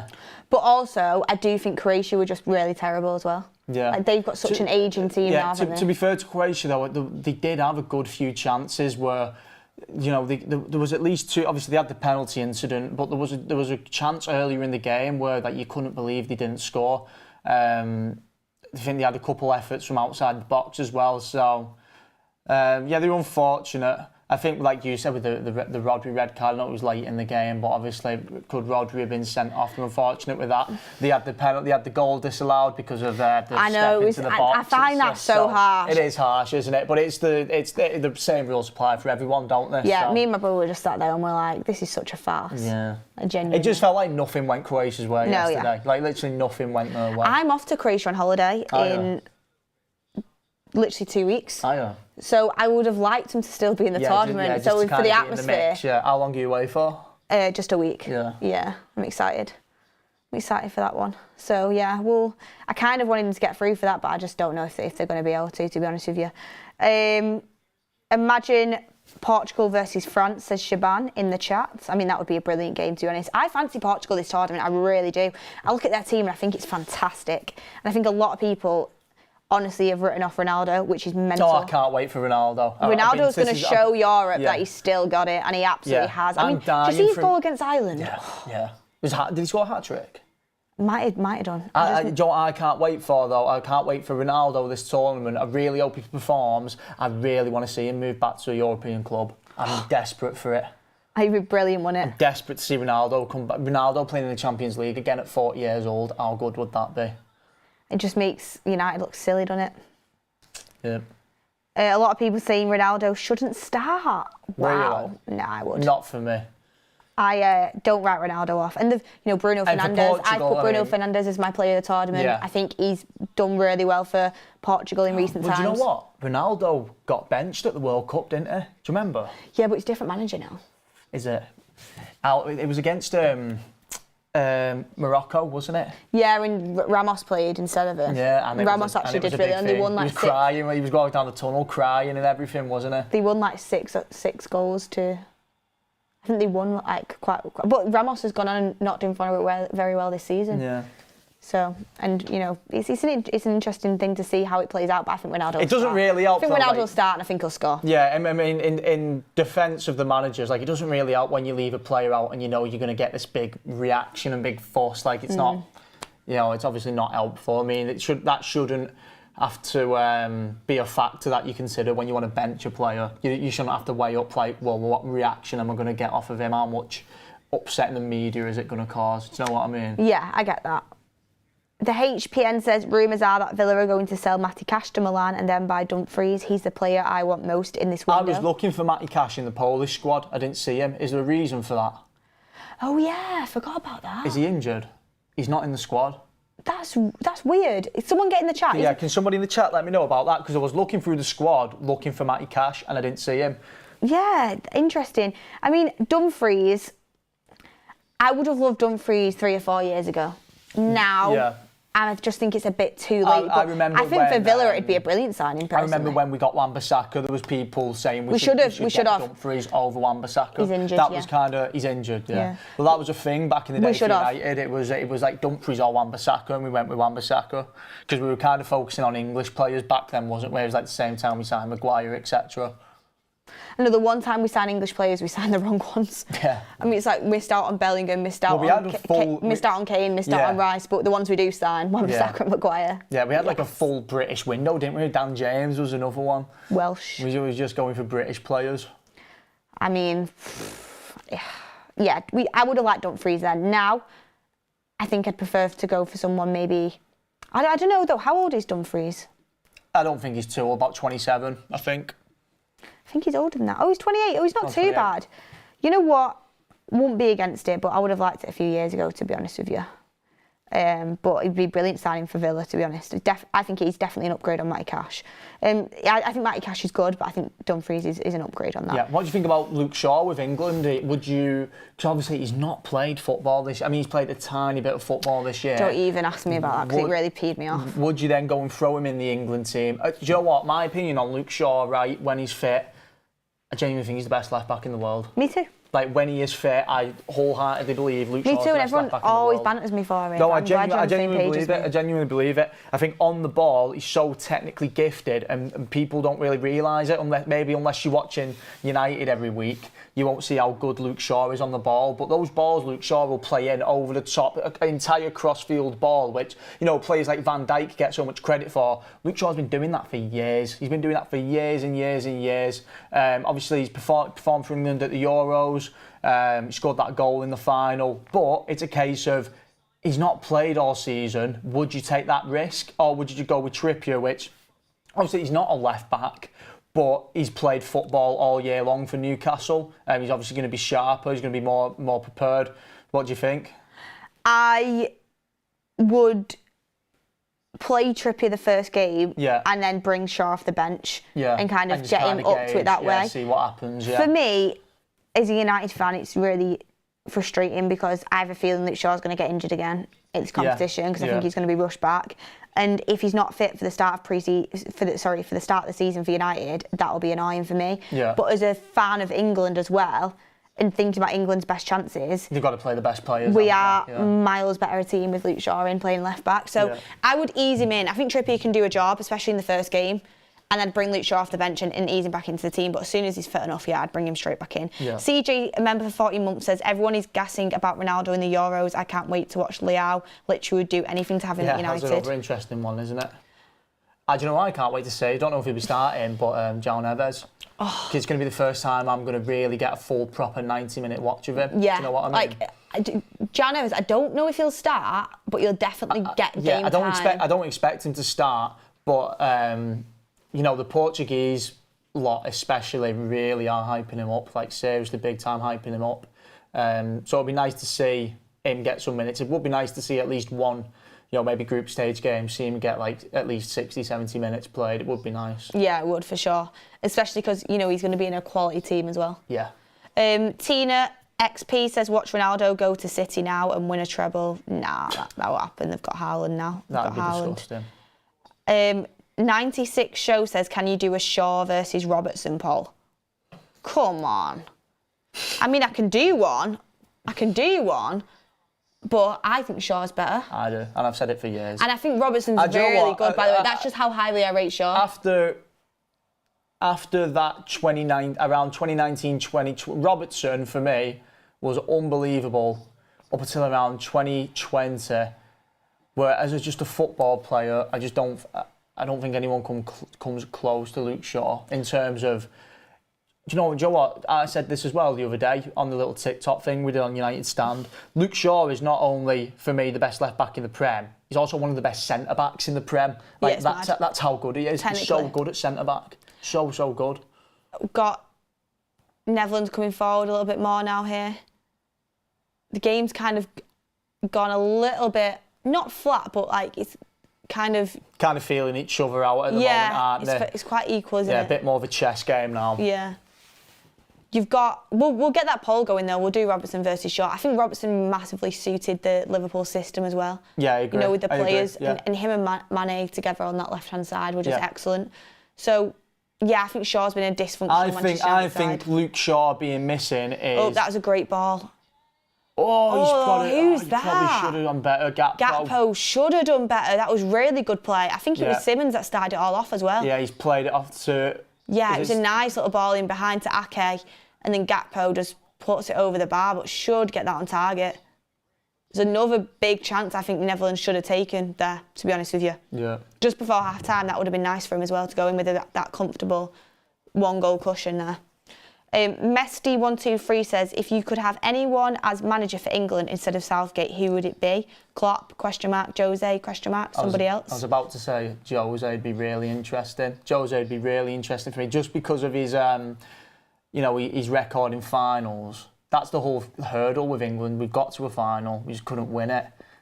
Jose doesn't lose finals, so I think Jose would be an interesting one. I'd love it. I remember I was speaking to Mark about it not long ago, a few months ago. He was saying Jose would be really fun to watch. Plus, I always think, as in international football, it's always nice to have a character. Like, you know, your manager. It's always nice when you've got a real character as your manager.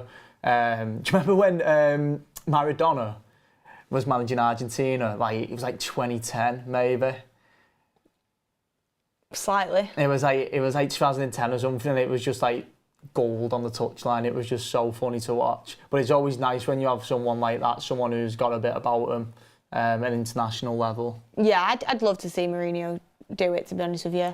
Realistically, Klopp's probably like, if Klopp was there and wanted the England job, then I'm not going to say no. I'd say yeah, do it. But he's German. I know it's not going to happen, really, is it? But like, that's just who they asked. If they said Klopp wanted to do it, I'd say yeah, do it. I think Pep would be a shout after he left City. Yeah, actually, yeah. That's because true. Obviously he's Catalan, isn't he? Yeah, and he's been so he's not going to do Spain. Yeah, and he's managed in England for a pretty long time now. Yeah. So that'd be an interesting one. But Jose would be absolute blockbuster, wouldn't it? Box office. Plus Pep. The forwards. The links you just brought the forward. That could be like the final again. Thing for Pep to chalk off as well, isn't it? But then again, you know what Pep will get though. It'll be like, oh, he's gonna done it with the best England squad. Do you know what I mean? He'll just, if he goes and wins something with England, people will just rubbish it anyway and say, yeah, well, look at the squad he had. He can't do it with, like a not world class squad. That's what everyone will say. We've got another super chat in from Howder88 saying, how are Mr. Harvey Elliott in the studio? I guess you're a Man United fan. You keep getting that one, don't you? Yeah. And Atoro says, crazy to see Pepe at 41 still playing like he's 28. That longevity is mad, isn't it? Say again. What's Pepe. Pepe. Oh, Portuguese Pepe, yeah, centre back. 41. Yeah, it's mental. Like, you look at... Centre-back do seem to last quite long, to be fair. Who's he playing for now at club level? I remember watching him in the Champions League this year. Not playing for Porto? Is it Porto? Is he not playing... Check who he's playing for. I think it is. I remember watching him not long ago. Yeah, he's plays for Porto. I can't remember what I was.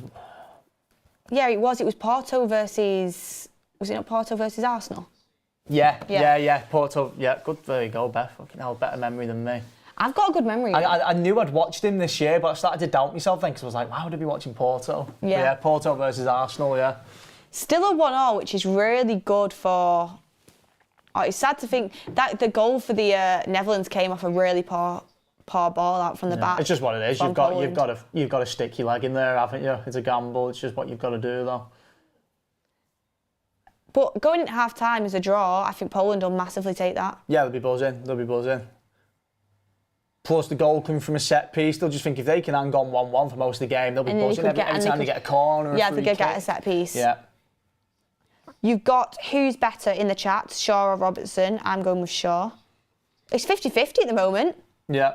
Wow, okay. Oh! That's just skimmed the post. Memphis Depay again. He's going to have to score this game, isn't he? He's getting so close. Yeah, otherwise he'll get pelters. No, I think he's played well. He's just not got. I think Gakpo's the one who's had the more. He's just not got his shooting boots on, is he? He is falling as he hits that, but God, it's close. He ain't getting much closer than that, is he? A lot of people talking about how good Ake is. Yeah, that's half time, Beth. Yep, that is half time. Flew by that, didn't it? Yeah, actually did, yeah. Like I said, that was probably out of all the games, that one's had me the most intrigued, to be fair, out of all the games so far. Do you know what I like about it?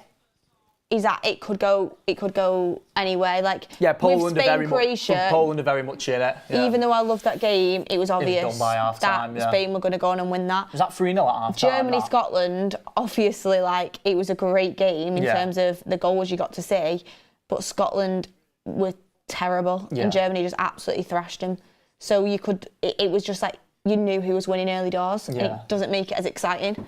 So yeah, I'm excited. I'm excited to see where this goes because, like you said, as much as the Netherlands have had the better chances, had way more opportunity, have the better players, if Poland can keep them out somehow and they get a set piece here or there, you never know. Well, that's the thing, isn't it? They're just going to want to hang on to their point because, like we said, they're going to be eyeing up that Austria game. They'll already have that Austria game, like, marked as that. They'll be looking at that game thinking that's our 3 points. We've got to get our 3 points in that game. So they'll be desperate to get the point from this game. But the longer the game goes 1-1, you know, if they get a chance, if they get a corner or they get a free kick in and around the box, it makes it really interesting. I'd love to see an upset, you know. I'd love to see an upset. I mean, I do like the Netherlands squad because there's loads of players in there I enjoy watching, but it's what I like about international football. You like to see them. There's always a big team, isn't there, that underperforms. Well, do you remember early on in the tournament last season, the World Cup, sorry? Yeah. Early in the World Cup, the Qatar World Cup, Argentina, did they get beat by Saudi Arabia? Yeah.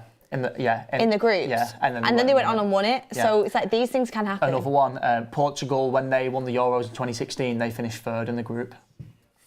See, that's what I mean. So it's mental, isn't it? That can happen. You can pick up halfway through a tournament. Yeah. You've got... Sometimes you've got to get that loss out your system sort of thing. Do you know what I mean? Football Facts 79p, thank you for your super chat.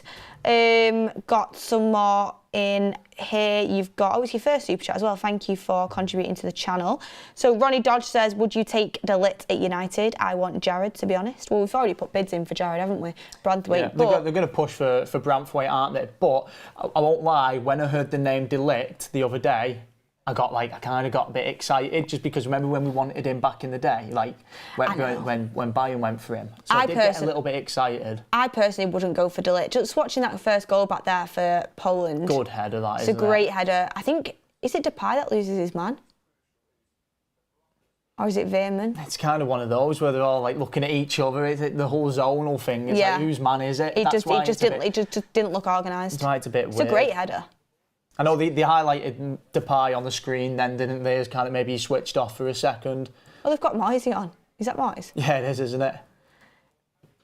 I think, people are saying Depay's so bad. I think he's actually created some good chances. And I don't think he's been terrible. I think he's got himself in some really good areas. I think Netherlands have actually played really good football. It's just that final product. I think around the box, Gakpo, Memphis, minus the finishing. Xavi Simons. Yeah, minus the finishing.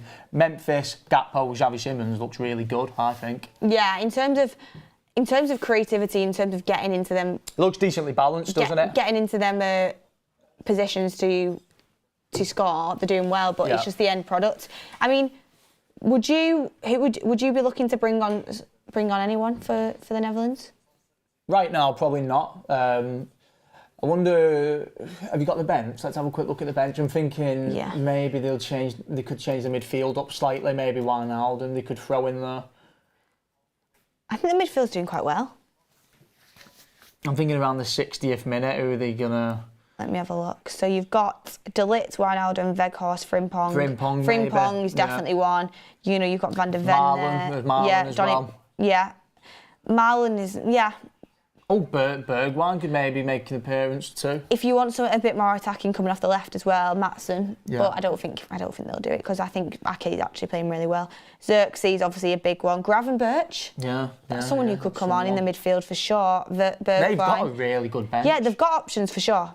Who would you guys bring on if you were the Netherlands manager? Who would you bring on off the bench now? Let us know what you'd be thinking. And do you think if it stays 1-1? Yeah. 1-1. The last... 1-1, yeah. I thought you said 1-0 for some reason. No, if it stays 1-1, you're thinking like the last 10 minutes, they'll risk bringing on Lewandowski. Poland. Because he's made the bench. Flip it on its head. Would they not bring a defender on and try hold on to the point? Could do both. But you put Lewandowski on there just in case of a set piece or something. Yeah, that's true. Prague... You could see, imagine they get a penalty or something and they sub him on just to take the penalty. Could you imagine that? I know, yeah, that'd be mad. Prajwell says Prajwell says Frimpong, Marlon and Weghorst. Random person says Marlon and Frimpong. A lot of people saying bring Wout on. Gravenberch. Wout I can see happening, to be honest, because they're putting a lot of balls into the box. They put loads of balls, loads of crosses into the box. So you throw Weghorst in there, it's going to cause loads of problems for Poland's backline. So I can see Weghorst coming on. Who won the Robertson-Shaw poll? Okay, so Shaw won by 51%. Oh, wow, just about. And now they've got a poll up seeing Van Dijk or Saliba. Are people liking that poll? Because I sort of want to put a poll up. Who would you rather United sign, Dumfries or Frimpong? Ooh. I think that's a good one. That's a real... Because someone just said that in the chat. I'm not actually sure who I'd rather have. Neither, because I really don't know. Is a right back. I think Dumfries is more well-rounded. This is what I was thinking. As a talent, Frimpong. Yeah. So yeah, if we can get that poll going, please, I would really like that one. I would love to do if Frimpong or Dumfries. Who would you rather sign? I think with Frimpong as well. Yeah, he's done Van Dijk or Saliba, but I mean we can give it a minute and then bring it in. Matthew Faden says Frimpong for me. Both are wing backs. A lot of people saying Frimpong, defo. We've got a couple more chats coming in here. You've got Rolls saying Saliba should be compared to Konate, not Van Dijk. Everyone's saying Saliba was the best centre-back last season. I'd argue Gabriel was better than him.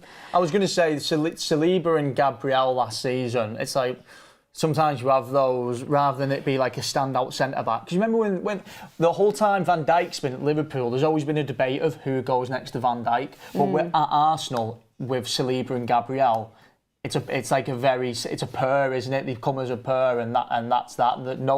Neither of those positions are up for grabs for anyone. Those two come together. Whereas at Liverpool, it's always been a thing that is like, well, they've signed a few centre backs, then they've switched it up. There's been Konate there, there's been Matip there, there's been Joe Gomez there, but Van Dijk's always been the one that kind of has stayed. What's the word? He's cemented his position there. In terms of quality for me, I think, I'd say Van Dijk, to be honest with you, personally. I just think as well, he's won as well. When you've won, you can back it up with something. You've got trophies behind you. He's won the Premier League, he's won the Champions League. At the end of the day, you know, he was one of the main players in Liverpool's squad when we won that. Plus, another thing as well with Van Dijk. Do you remember when he got injured for that season and like Liverpool finished like 4th or 5th or something like that, and there was just a massive drop off? I think that's credit to Van Dijk as well. I mean, it goes to show how much they missed not having him, not just as a player but as a leader as well. Who are your standout players so far in this game for you? I'm liking Xavi Simons. Yeah. I'm really liking Xavi Simons. I'll be honest with you, I've not watched an awful lot of him. I've definitely not watched a full 90 minutes of him, I don't think, up until this point. I reckon you will have in the Champions League. I'm not sure. I don't remember ever watching a full 90 of him. Not watched Leipzig? Not much. Xavi Simons he's a quality talent. I think I agree with you on that. He stood out. And also I think Reinders as well, is that how you say his name? Oh yeah, Reinders has done really well in the midfield. I really think he's going off. And like I said, Gakpo just seems to play a lot better for the Netherlands than he does for Liverpool. Yeah, I don't know why that is, true. but some players are like that. Maybe the system suits him more. You know, a system where he's allowed to be on the ball a little bit more. Yeah. I would say. You know, he's not exactly the fastest of players, is he? He's more of a ball at the feet kind of guy. Yeah, he kind of glides with the ball, doesn't he? Yeah. So maybe that's why the system suits him. But there are a few players that have stood out for me. Get in the comments down below who has stood out for you. Also, you've got to kind of say Netherlands should be in front. And do you expect the second half for them to go and win this game? You did say 2-1. I said 2-1 to Netherlands. I think looking at Netherlands' bench, they've got enough to bring on and change it up. Which is actually what I did say before the game. You know, I said if it's not going right for them, they can bring on half an entire new lineup and change it up and get a completely different performance. But then again, with Poland, I mean, they're going to be dying to get away with a point. Literally, they'll do anything just to come away with 1 point this game. And obviously, they scored a corner, so it's like if they can just hang on, the longer the game stays 1-1 for, the more Poland will grow in confidence, I think. Yeah, I would love to see Frimpong come on and kind of go at them, because I think he's such an exciting player and I think that could open up a few doors for them. So yeah, it'll be exciting to watch. In terms of while they're at half-time, because I wanted to ask you this before but got chatting loads. Yeah. Obviously, I did predict 3-0 Netherlands in this game, and my predictions haven't started off on the great foot, to be honest with you. But you predicted 2-1, so you're still on for yours. Yeah, mine's on. In terms of the games that are coming up this afternoon and this evening, which we will be covering on That's Football as well, Mark will be back for the England game later. Slovenia, Denmark, we've got Big Rick coming in the studio for that, which will be exciting to kind of see Haaland and Eriksen and stuff like that. But for us as United fans, obviously you guys, I know this is That's Football, it's not the United stand, but for us as United fans, it's excited to see that. But again, it'll be a good game. You know, you've got as well Sesko playing in that. Yeah. But Slovenia, Denmark, prediction for that? I think Denmark will win comfortably. I'll go with, Joe, I'm going to go with 3-0 for that one. You're going to go 3-0? Yeah, I'm going to go 3-0 Denmark for that one. I've gone with 3-1 to Denmark. So, yeah, I think we both agree that we think that Denmark are going to take the cake with that one. Yeah. And then England, Serbia, what is your prediction for that? I'm going to go 4-0 England. Wow. I'm going to go 4-0 England. Have you watched England in the past? Yeah, I watched them the other day. How many years? Watched them against Iceland. Did you watch them against Iceland get us beat with stinky 1-0? No, I think they'll turn up. I think, do you know what? There was doubts over England in the World Cup, and then they came out and won the opening game like 6-0, didn't they? So it's did. Do you know what I mean? I think once they get out on the pitch, I think everyone's. Because I was saying too, wasn't it? I'm like, when it comes to England, I'm a bit of a pessimist now because they've let me down the past few years. But once they win them first couple of games, that's it. I become emotionally invested. So, Joe, I may as well just become emotionally invested now because it's going to happen anyway. I'll go with 4-0 England. I've gone with 2-1 to England. Oh, so do you think it's going to be like a really tough game? Do you think they're really going to struggle? I think it's going to be close. Like I said, I'm not confident in England this tournament. I hope I'm wrong. Yeah. I hope I'm wrong. I think there is enough quality there, individual quality, to bring them through. There is, but we've had this for so long, and we've just, that's true. You know what I mean? Like, how much individual quality was on the... I know it was a friendly, but against Iceland, and we still couldn't unlock the door. Yeah, but then again, like you said, Argentina got beat by Saudi. Oh, that's true. Know, Portugal finished third in their group when they won the Euros. You know? Get in your predictions, guys, down below, and any hot takes as well. Anything that you kind of, you know, any shouts, any predictions, getting down in the chat. What was mine before? Cole Palmer, young player of the tournament. I'd be surprised if he gets like I don't know. There's just something about him where, like, I want him to play, but he just won't play. You know how he gets picked on a little bit for some reason? I could just see him coming on and just become. Yeah, I've seen it. And that's what I mean. You know how he gets picked on for some reason? I could just see him coming on and being like a hero. I don't know why. I could see him becoming like a national treasure. A couple of people saying I can honestly see a 0-0. Yeah, maybe. I hope not. In Southgate, you never know. And Mitrovic will score, says Arturo. Tadic is going to be important for Serbia. I was looking at Serbia's squad earlier, and they actually have some decent players in there. Yeah, Tadic. Well. Obviously, we watched Mitrovic for Fulham loads. Tadic as well. Is he still at Ajax? Tadic, or has he moved on from Ajax now? He's moved on, I think. Has he? Yeah. I always, when I think of Tadic, I always think of Wasn't he at Southampton? He left, I think. Yeah, he was at Southampton, and he left Ajax last season, I think. Did he?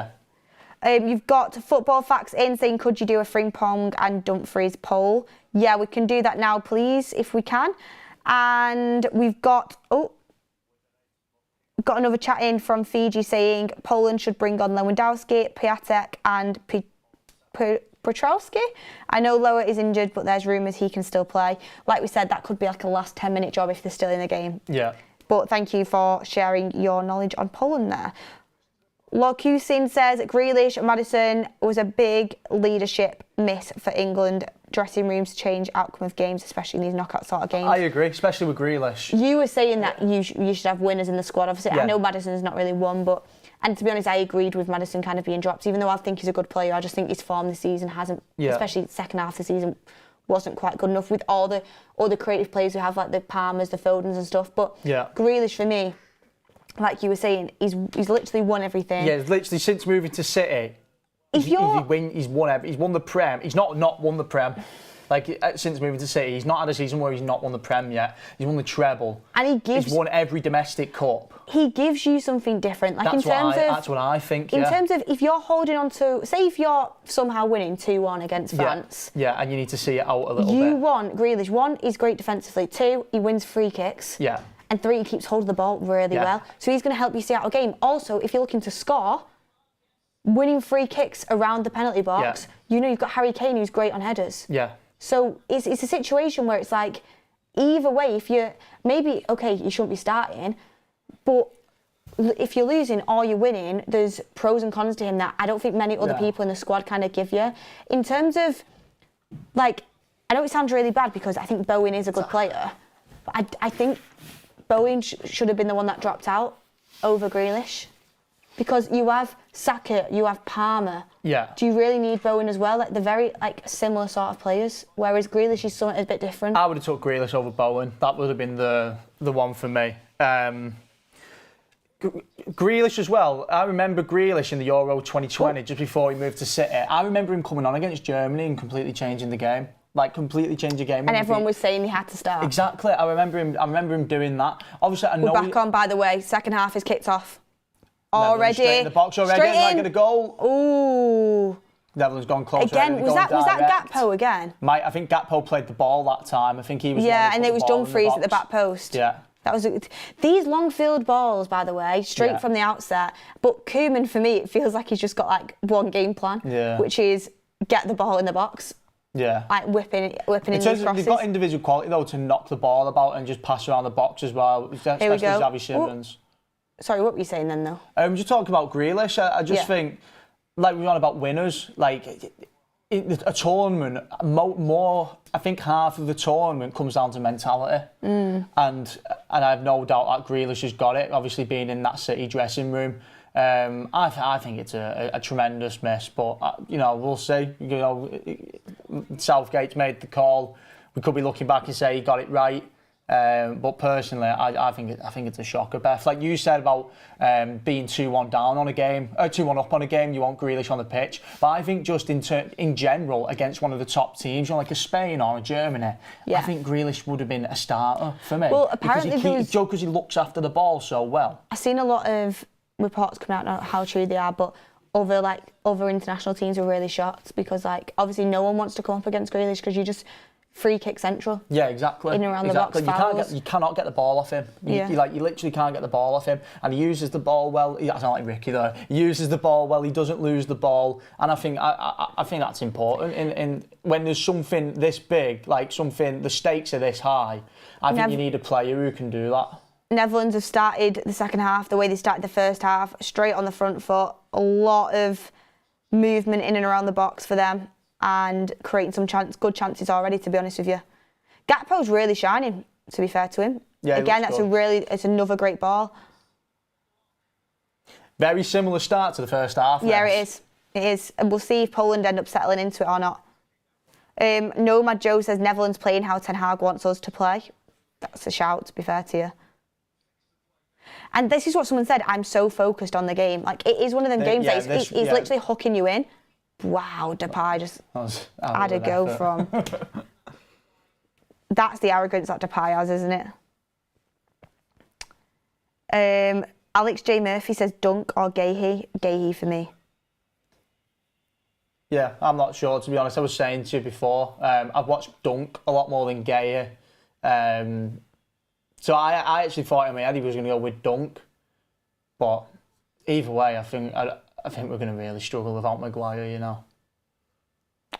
I think Gahey could step up. Yeah. Personally, I think he could step up. I've seen him for Palace and he seems like a good player. Yeah. I genuinely think it was an absolute. This is one of the other ones that I didn't agree with. I think Branthwaite should have stayed. Yeah. I would have took Branthwaite all day. Not only is he the future of England, and is he great on his left foot, which is what we need. We don't have any left-footed centre-backs with us. Not only that, also he's played with Pickford for a whole season. That's true. That's very true. When you talk about relationships, and he's the future of England, that experience for him would be brilliant. Yeah. Especially considering how little, centre-back depth we've had over the years. I think we dropped to Clanger not taking Branthwaite with him, to be honest. Gakpo is so good, says Sampaz. Atoro V says, if we can't get Elise, Simmons wouldn't be a bad shout. I seen something the other day that Robert Jones says Martinez is left-footed. I'm not talking about United, I'm talking about England. I'm talking about England centre-backs at the Euros. Atoro says, if we can't get Elise, Simmons wouldn't be a bad shout. I would love us to be looking at Simmons, but apparently United did explore it and PSG only want him to do another loan. Right. Because obviously they want to keep hold of the player. Sai says it's a disgrace that Koeman didn't start Van de Ven. I think Van de Ven is quality. Yeah. He's still young as well, isn't he? He's really young. This is a really rogue shout from me. I would even put Van de Ven above De Ligt in the pecking order. Yeah. I think he's that good. I know he had that absolute clanger of performance against Newcastle late on in the season, but overall Van de Ven's a really good defender. I suppose he's kind of only just emerging though, isn't he? Yeah, it was his first full season in the Prem this year. Yeah. Again, another cross into the box by the Netherlands. Dumfries slips, goes behind for a goal kick, I think. If Netherlands are going to get a goal, you know exactly how it's going to be as well, don't you? It's going to be one of those inverted crosses to the back post. They've done it so many times this game. That's why I think Weghorst has a part to play in this game, but we've got 2 subs coming on for Poland already. Yeah, Poland are already looking to make the substitutions. I mean, we've got a poll going in the chat. Make sure you vote on it. Either or Frimpong or Dumfries. 80% say Frimpong and 21% say Dumfries.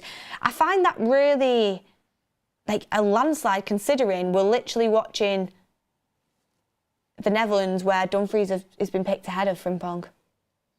Do you know what I mean? Yeah. I know Frimpong's had an amazing season. Oh, Simmons just got elbowed in the neck, but I think it was a mistake. That looked like a really sore one, to be fair.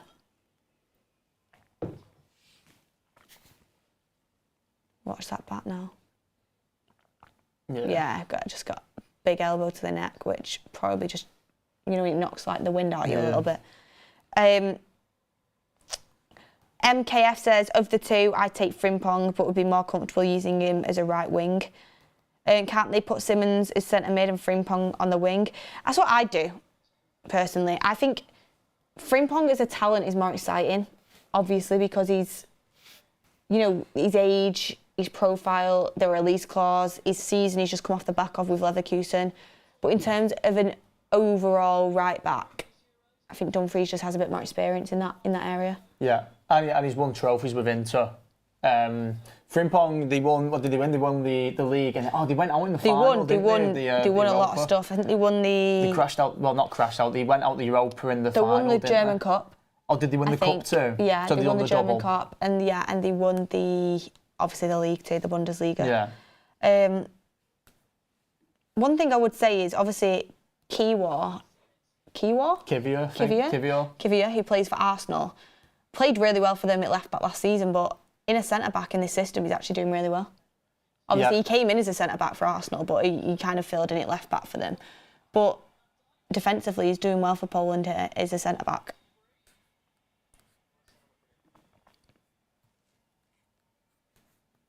See, this is again, Goldbridge has just tweeted out saying never understood why people class Gakpo as a flop. Always thought there's a decent player there.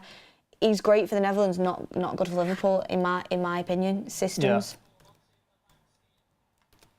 I'm going to reply to him actually.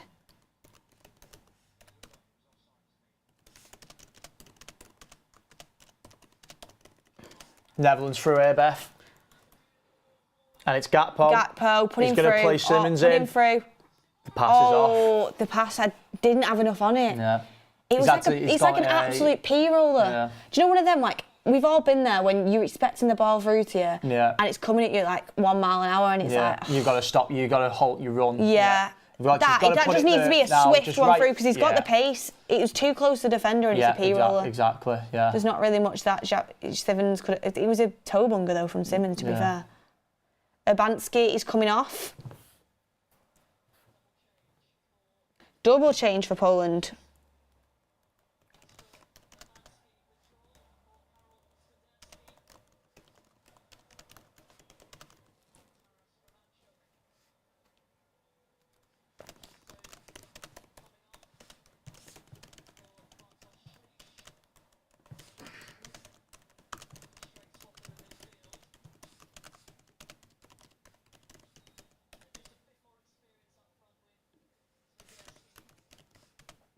How long until Netherlands make a sub though? Do you think they just stick at it and keep playing the football? I think Weghorst will come on, you know. I think Weghorst will be the one they'll bring on. Yeah, I think so as well, because he's got that experience. I just think the way they're playing as well, where they keep putting these balls in the box. Then again, though, you've got to who do you take off of you? You've got to take Memphis off, really, haven't you? Because I wouldn't take Gakpo off because he's the one playing. No, and I wouldn't take Simmons off either. Yeah, so is he going to take Memphis off though? That's the thing. And if I was going to, I think it would be Memphis, yeah.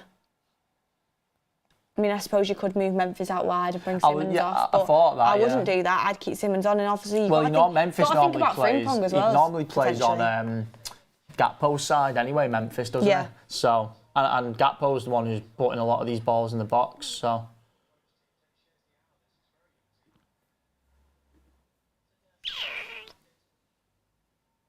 A lot of people criticising Koeman. Yeah, that's so true. Someone said this reindeer guy for Netherlands is class. Reinders, I think it's Reinders.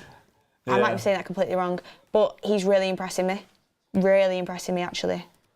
And like we said, you know, players that you don't usually watch, and then you see them in these competitions and it kind of gets you off your seat a little bit. Yeah, I'm always dead hesitant to say... like, do you know when talking about potential... He plays for AC Milan, Reinders. So do you know when 25, good age. Do you know when talking about like potential transfers and stuff like that, I'm always dead hesitant to say, you know, you should sign this player, sign that player until I've watched them play full 90, because you can make anyone look good with clips. Yeah, you can. You can literally make people anybody saying that look my pronunciation's good at that. Reinders. Yeah. Reinders. I think that's it. Oh, what a burst of pace. Dumfries has done pretty well to get back there, but that's a foul. That was a really good run there. Well, I wonder if you could see Memphis stay on and then Weghorst come on as well. Maybe Memphis could drop it. It could be Reinders, it could be Memphis dropping to the 10. I selfishly want to see Xerxes, but I don't think they will because they've only just called him up. Yeah, I don't think it'll be. I think it will be Weghorst. It will be. Jaden says Reinders has been balling for AC Milan. Did you know if one of the big favourites lose a group tables match, this country will be in the final match? Don't know what you mean by that. Out again. Shoot, Poland, as longer it stays a draw, the better it is for them, for sure. Oh, I think I know what he's saying. I think he's saying there's a trend of like a country losing a game in the group, then go on to go far in the tournament sort of thing. I think that's what he's trying to say. That's a good cross. These guys have been lining up. Got to get it on. Ooh, that's a good chance. Ooh, I think he... Okay, it's a good save that, right? But I still think actually the shot should have been better. Yeah. Zielinski on target again as well. Who's that player who's just put in that cross? Is he just come on? The one that had the burst of pace as well. Is anyone can get it in the chat? Because he actually looked good. He actually looks really good. Unless... He's the left back for Poland. Or is it the left wing back there? Oh no, he's not just come on. It's Zalewski. Zalewski looks really good. Zalewski looks really good. Ooh. Yeah, I'm liking the look. Oh, the rest played on. I'm liking the look of Zalewski a lot, actually. Attacking threat, gets up and down the wings really well. Powerful. I want to go back and have a look at that tackle. Do you know what, Poland, they're in with a good shout here of getting something out of this game. You know, like I said, the 60 minutes in now. longer it goes 1-1, you know, the longer it stays 1-1, they'll grow in confidence because they know a corner or a free kick, which they've already scored from, that's some good football. That's some really good football. Tell you what, Dumfries is getting torn a little bit down this left-hand side. There's a corner. Dumfries is getting torn a little bit, and Simmons is having to help and get back as well there. He looked a bit lazy then, actually, when that ball went past him. It's a good tackle, that Simmons, to be fair. Yeah, Dumfries is blowing a bit. Yeah. Might see for Impong. Might do.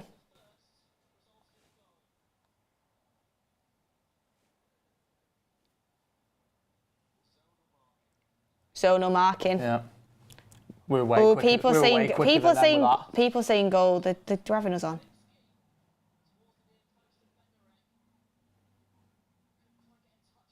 Xavi Simmons has done quite well defensively, helping out. Yeah.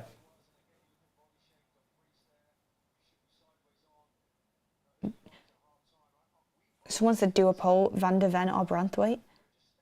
Frimpong is winning 78%, Dumfries on 22%, so I think we know what the chat feels about that. This is a good opportunity. Ake then recovers it. Good bit of defending. So they're getting at Netherlands' back line though, aren't they? Do you know what? They're getting a lot more chances there, and that from Verbruggen is really poor. It's a good ball across and a good cross in again. Oh, Poland have got some opportunity here. Yeah, yeah. Netherlands look like they're on the back foot now a little bit.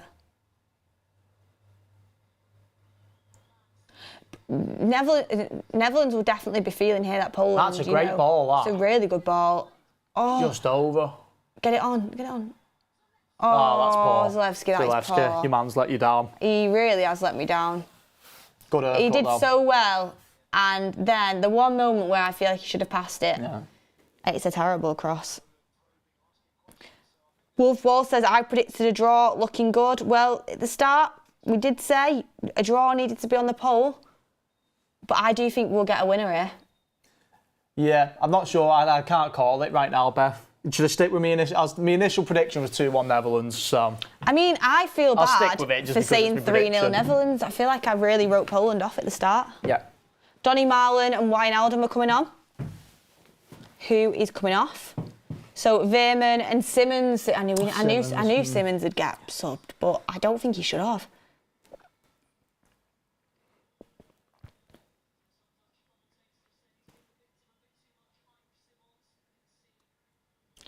I think Simmons has done well. Yeah, I think it was an alright performance. You know, there was chances before that he created, which... Someone in the chat, DP0570 says Marlon is underrated. Everyone, let's have a prediction. Everyone get in the chat now. Oh, 1 second. Good crossing. Poland really asking questions here. It's getting exciting, isn't it? Poland are putting some great crosses into the box, and to tell you what, Netherlands look a little bit disorientated. Yeah. They look like they've been a little bit. You know, it's very similar to the first half. This the way it's gone. It looks like it's unexpected for them. They are struggling to deal with Poland's threat down the wings. Especially on that right, on Netherlands' right side, Poland's left side. Yeah, Poland's left-hand side is a massive threat, and Koeman needs to deal with it.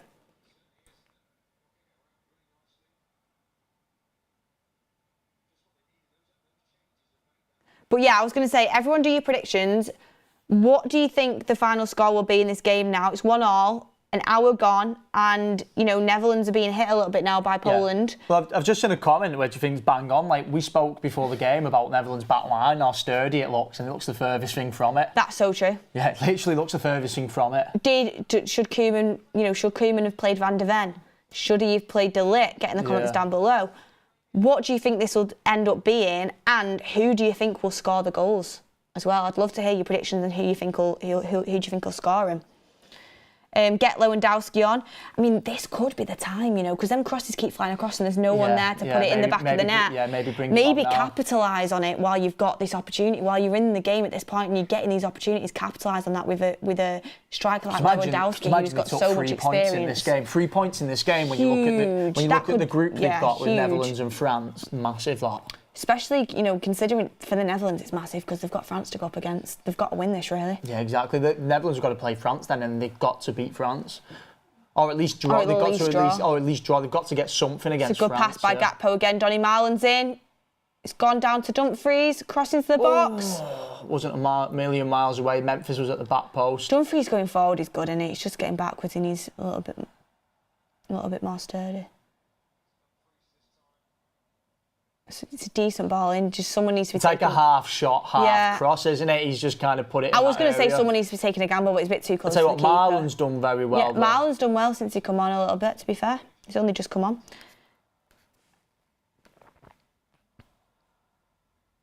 Poland are going to win. Bring Lewandowski on. Yeah, Lewandowski's injured. It's just whether he's fit enough. He's on the bench. Yeah, he is on the bench. Let's see in the chat, what would you do? Would you bring Lewandowski on? If you were Poland, would you bring Lewandowski on and go for it? Or would you just hang on and take your point? Because don't get me wrong, a point for Poland there would be absolutely massive. Kermo says, I think Lewandowski comes on and scores. Xavi overrated, says Maximilian. What do you think about that? I think it's harsh. Yeah, I think it's harsh. I think he's a good young player. Gakpo's balling. He's honestly balling. That's a good pass, that. Again, he's good as well. They have a good turn of pace sometimes, the Netherlands. From runners from midfield. Yeah. That Reinders again. Well, even though they can't, they've been lofting the ball into the box, when it gets in and around the box, they can just knock it about really well, playing one-touch football, which is nice to see. Nice. Depay holding it up there. Oh. I'd bring Depay off now. He's gone missing a little bit the last 10 minutes. Do you think so? Yeah. Like I said, Weghorst is. I think Weghorst in terms of how they're playing. A proper striker. Yeah, now. In terms of how they're playing, I think Weghorst has definitely got a use in this game. Because you've still got Gakpo there. Gakpo, who can run with the ball and hold it up for you. Yeah. What subs would you make, guys? Any subs you'd make?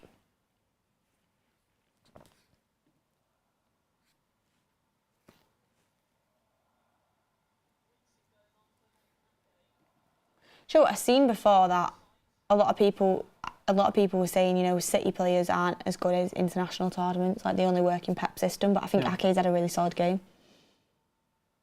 At left back, to be honest with you. Gavardi was pretty poor yesterday for Croatia. Yeah, for Croatia, that's true.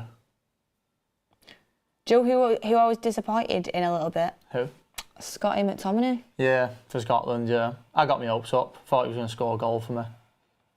But Germany just look really good as well at the same time. Yeah, I think the whole thing as well, with them being on home soil, I mean, they were 2-0 up after like 15 minutes, weren't they? B The Rush says Depay out, Xerxes in.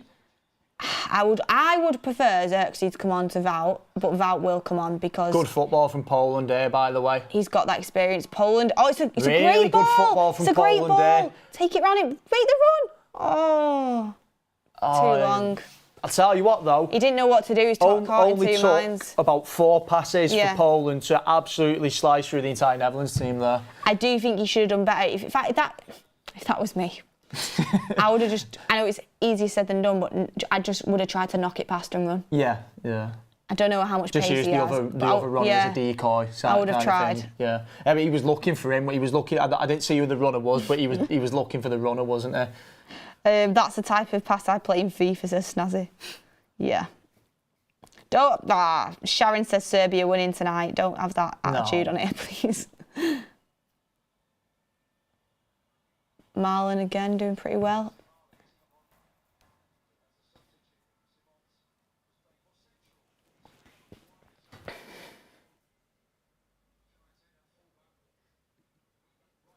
Tell you what though, but when there's a game of football that you really enjoy and it goes by dead quick, doesn't it? Especially when it's not your team.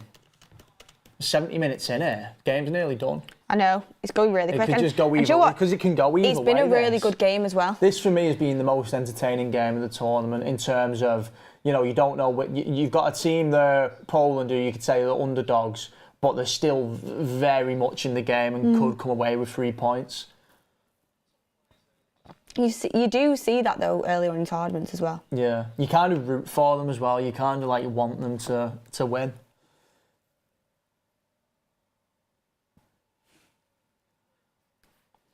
In terms of, I know you spoke about Denmark being a dark horse. Is there anyone else that you look at and think, you know what, they could have a better tournament than what a lot of people expect? Anyone get in the chat as well? Let me think. Your thoughts? For me, I think Austria under Ralph. Yeah. But they are in a group of death. Yeah. What do you think about Italy? Italy played last night, and obviously they won the Euros, the last Euros. Yeah, and I don't think when you look at the team on paper, you put a lot of teams ahead of them, don't you? You but do. But then when they play, half chance for Netherlands. Yeah. They're In terms of on paper, you put a lot of teams ahead of them, don't you? Even at the Euros, when you looked at the squad on paper, you looked at England and you thought in that final, you thought there was enough for England to beat them. But there's just kind of there's a class about Italian players, isn't there? Where it was just too much for England. In terms of this tournament, realistically, you would have, if you're an Italian fan, you would have hoped to see more goals against Albania yesterday. You would have hoped to have seen a little bit more. But they've got the 3 points. They're likely through to the 16 now. It'll be interesting to see how they do. Zayden says Turkey. Pridwal says Serbia. Stussy says Switzerland. Spurs way Czech Republic. A lot of people keep saying Czech Republic. Yeah. Ukraine says Herbie.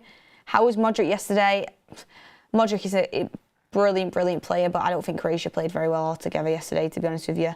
And we've got Italy have Berea, says Balvinda. Patrick says, I believe that France won't come out of the group. Well, you've said that they're your underperformers, haven't you? Yeah, I said there's just. I feel like when you burn so brightly, eventually you burn out. And I don't know. I feel like it might be. Oh, there's a good header in. I honestly do think now's the opportunity for Koeman. I think he needs to not be too slow with it. Depay has ghosted the last 20 minutes. I think he was good in the first half. Yeah. He was getting some good positions, a lot of energy. But I think Poland have figured it out, and Depay is not getting on the ball as much as he was. And when you're prodding and poking like this, I think you need that out-and-out number 9 to kind of be in there as your target man, personally. So I would bring Depay off for a striker now. You know, whether that be Wout or Xerxes. Personally, I'd like to see Xerxes, but I think Wout would be a good shout as well. So get in the comments down below what you think about that. Oh, I think Mark's in the chat as well. He's in the pub having a bottle of red. It's Father's Day, isn't it? Yeah, Ricky is on for the next watch-along. I'm so excited to speak to the Rickster, because I know it's been a while since I've seen Rick. I've not spoke to Ricky well, I've spoken to him on text and stuff, but I've not actually spoke to him in person for a while, and it'll be interesting to see what he has to say. And you've got You know, you've got Denmark as well. Who, I think Rick would have loved this game. I assume he's watching it. I think he is watching it. He's yeah. messaged me saying he's going to set off to the studio as soon as it finishes. I think he'll be enjoying this game here. He'll be loving. He'll be frustrated they've not got Blind on. He loves Blind, but I loved Daily Blind back in the day. I can't argue with it. Ake is just a really good player, isn't he? So it's like, you know, passing on the torch. Do you know what? Marlon's done a good job since he's come on. Corner again for the Netherlands. See, this is where you'd want to see a Wout Weghorst in the box, in my opinion. I think Koeman needs to make another sub. I don't think we're going to see Lewandowski. Here's one for you. This is a good one to put in the chat. Where is the best place to watch, just over the top from Ake there from a corner, where is the best place to watch a Euros game? Where is the best place to watch a Euros game? Boozer. Just is. Any England game. What sort of pub though are you going for? Are you going for like a local? Are you going for a Green King? Are you going for a Weatherspoons? What are you going for? A nice big beer garden. A nice big beer massive garden. beer garden, yeah. There's a big beer garden in St Helens. It was like one of the biggest in the UK, and it's awesome for like World Cup and Euros games. Are you thinking like in town they have the big projector screens with all like the benches and stuff? I think a boozer. I don't think that big. Yeah. I think a boozer, but a nice big boozer. There's a pub near mine that has like multiple screens, like in a beer garden. Yeah. I like that. I like the multiple screen vibe like that you have going on. I mean, getting the comments. Some people saying at home. Can you beat the comfort of your own home? No, for England, I think, for me anyway, I like the bit where, you know, you're surrounded by fans who you talk about football with all the time, but they're like rival fans. But then it's like the one time you get to enjoy football with them. Because I've got loads of mates who are like Liverpool fans, City fans. That's a great ball there from Zalewski. Good cross in. Ball, Where's Lewandowski when you need him? Where's Lewandowski when you need him? I don't think we're going to see him, Beth. I think if Lewandowski would have been on the pitch, Poland genuinely could have won this game. Genuinely. I think we would have seen him warming up or something by now. I don't think we're going to see him. I think they'll be happy with the point. I think they'll be buzzing to get a point with this game. They will be, especially considering Lewandowski's injured. I know he's on the bench, but I just don't think they want to risk him. He was expected to be back for Austria. So, someone said in bed, in your garden, barbecue on. Gardens is nice. are good, and Do you like a little family do with like the barbecue on, and you get when it's an England game though, like you said, I like with my mates or my family, whatever. Yeah. At the pub in a beer garden, and obviously being in Germany at the stadium would be class, but not everyone can do that. So I like interacting with other people. And you get someone to say to you after you have a few pints, you know what, yeah, you're right, Shaw is better than Robertson. Yeah. And exactly, he said Shaw's better than Robertson, he's admitting it. Yeah, that's a good point, that. Because I've got loads of fans who are City fans, Liverpool fans who... You've got me? You know, oh, yeah. Well, not fans. I've got loads of mates. I've got loads of fans. I've got loads of mates who are City fans, Liverpool fans. You know, you speak to them all the time about football, but you never really get to enjoy, you never get to celebrate with them, do you? Do you know what I mean? So it's nice to have that. Plus, I'm a little bit, I know people don't agree with this, but I know I'm a United fan, but when I'm watching England, I do enjoy sometimes watching rival clubs, players, and backing them. Oh no. I do. And I'm going to get a lot of stick for that, but yeah, not for me. Do you know what I was saying this before the game, and I might get stick for this. I do like England, and obviously I'm supporting them, and I want them to win the Euros. Yeah. But my feelings for United compared to England is so different. Like, I care so much about United. Like, genuine. Like, my feelings for United, like here, for England, it's like here. Yeah. Like, I do want England to win, but for example, someone said, like, would you rather United win the Champions League or England win the World Cup? Yeah, I'd rather United win the Champions League. Yeah, I would rather United win the Champions League, but I don't know. Do you know what? Do you know you said your feelings for United are here and your feelings for England are here? Yeah. Also, your expectations for United are here and your expectations for England are there. So it's kind of like, you kind of expect England to do well. Do you know what I mean? Whereas with United, it's like... I said to you, like, I think that my underperformance... Do you know what it is? Zelinski's coming off now, the captain. Do you know what it is for me? What? I think even though even though England have done pretty all right in recent competitions, the football under Southgate just does not get me off my seat at all. And I think we should be doing a lot better with the squad that we have.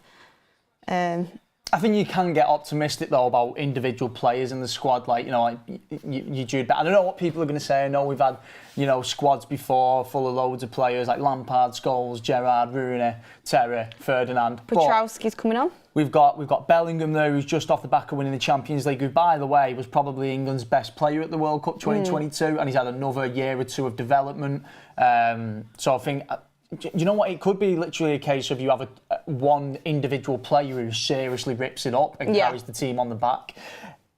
How long, we're looking at Harry Kane I see now. Every year you've got all the pundits on TV, you've got everyone saying, England are going to win this year, England are going to win. And I was more confident. It just doesn't happen. I was more confident at the World Cup than I was now. Yeah, me too. I had a better feeling at the World Cup than I do now. I thought we were going to win the World Cup. Like, I genuinely thought that was a really big opportunity. I thought that was our best chance. And I genuinely do think Southgate massively dropped the ball in the game against France. Yeah. What a shocker. But yeah. I think that was a better chance than this year. TC Footy says Poland will lose now. Zielinski is coming off. Either De Ligt or Inacio in the chat is your next poll going on. It's interesting because obviously De Ligt has the record. I think Busquets just won a corner in the maddest way possible as well. But if he's won a corner, he's done very well. He's won a corner. This could be interesting, Beth. It could be. I mean, it's a corner and it's an in-swinger like the other one. There's probably Weghorst Frimpong and Weghorst. The two, what he said. Frimpong assist, Weghorst goal, maybe. Yeah, for me, this is about 5 minutes too late, 10 minutes too late, but hopefully they still have enough time. You'd say probably about 15 minutes left, wouldn't you, in this game with added time?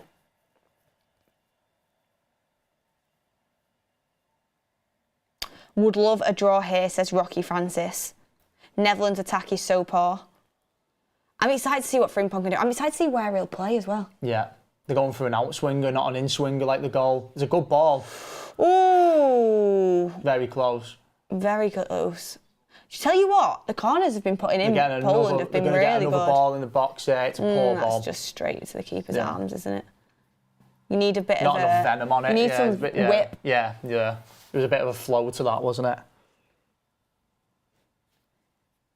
I want to see Vouty tear it up again. Vouty Weghorst. Yeah. Lewa just must not be ready, or else he would have come on, in my opinion. Yeah, well, they're probably weighing up the thing as well of, if they can... because it's hamstring. Yeah, it can go. It's so easily. If you're not fully warm, it can go. If they can get out of this with a point and then they can go with the original plan of not bringing Lewandowski early, they've got him lined up for the Austria game, they'll be over the moon. That is like a complete, perfect, scenario for them. Get a point here and then they've got Lewandowski ready for the Austria game. They would have gone into this game plan was just to get what you can, really. Obviously, they want to win. Yeah. But a draw would be massive for them, like we said. So, it's Gakpo and Depay. And Depay off. So, to me, again, Frimpong's coming on as a winger. Yeah, Frimpong on the right. People keep saying Frimpong's a right back, and I know he's played right back, but again, he's coming on as a winger. If United are going to buy Frimpong, they should buy him as a right winger. Who's going to be on the left for Netherlands? Marlon. Yeah, true. Yeah. Sorry, forgot about him. Also, JD says, Gakpo off, what is this manager smoking? I'm very surprised they have brought Gakpo off because he was putting in some nice balls through, and I think that could have worked really well for Wout. Frimpong already direct, isn't it? Direct. Yeah. He's a winger, though. He's a wing back. Yeah. He's a wing back or a winger. He's not a Premier League fullback, in my opinion. I'd love to be proved wrong. You know what? I wish he could be because I think he's so talented going forward. Yeah, I thought that. But then Matt said about, he's watching him at Celtic playing a back four, and obviously I've not watched him playing a back four at Celtic. So you kind of think then, well, maybe he can. Obviously, there's a vast quality difference between that league and the Premier League. I think he can. I just think at a very high level, you could get exposed. Oh, the keeper's done well. See, look at that run he's making him behind. Yeah. And the reason why you want him there as a right wing as well, by the way, getting him behind in terms of his pace. Yeah. He's got massive pace. Plus, you know, it's quite nice these days to see someone playing on the wing, you know, a right-footed right winger who's just direct, gets down the byline and gets the ball in the box. Do you know who that reminded me of before when he knocked the ball past him? He didn't quite get there. Antonio Valencia. Love Valencia. Didn't that just remind you of Antonio Valencia? Where he used to just like, he used to do the same thing every time. Valencia used to get a lot of stick, but I really rate him. Yeah, he used to do the same thing where he'd kind of bring the defender in, he'd jockey towards him, and then he'd just turn onto his right foot and put the ball across the box. Simple but effective. Yeah. But you don't see it really these days, do you? It's all inverted wingers. I mean, your wingers these days are more goal scorers than you know, actual wingers. Here we go, Ake's got the ball here. Oh, Vegos! Oh my gosh! It's Vegos! It's Vout! Didn't we say they needed a target man in there? Go on, Vout. I'm so happy for him. That is quality. Do you know what? Because he's a really nice guy as well. That is quality. I'm buzzing for him. Substitution. Worked, we were calling it. That's why you bring on Wout Weghorst. That is quality. Look at that. Burnley legend, United legend. Oh, Poland would be gutted. Poland would be gutted. They'll absolutely gutted. But to be fair, like, one goal and they come away with a point still. Do you know what I mean? If they can get a goal and come away with a point, you know, a draw for Poland there is just as good as a win. So it's not completely over for them. But you know what I mean? By the way, that pass through was really good. You wanted that to fall to Weghorst over anyone as well, didn't you? Do you know what I mean? Look at that. Exactly. On his left foot as well. Wish he did that for United a bit more. Great finish, that. Awesome finish, that. It's a really good finish. But look how they all were on the pitch. Like, that shows this is a big win for them. Yeah. They had to do it. Or else they would have been under a lot of pressure going into the next games. Yeah. And if the score stays as it is... This has been such a good game, I can't lie. Yeah. I don't see Poland now coming back and getting a goal. By the way, your prediction? I think it'd be a set piece. If Poland's going to get it, I think it'd be a set piece. But what I was going to say, my prediction so far, 1 out of 1. If they hang on, keep it 2-1, 1 out of 1 for me on the That's Football channel in terms of Euros predictions. Joe, I love that for Wout, can't lie.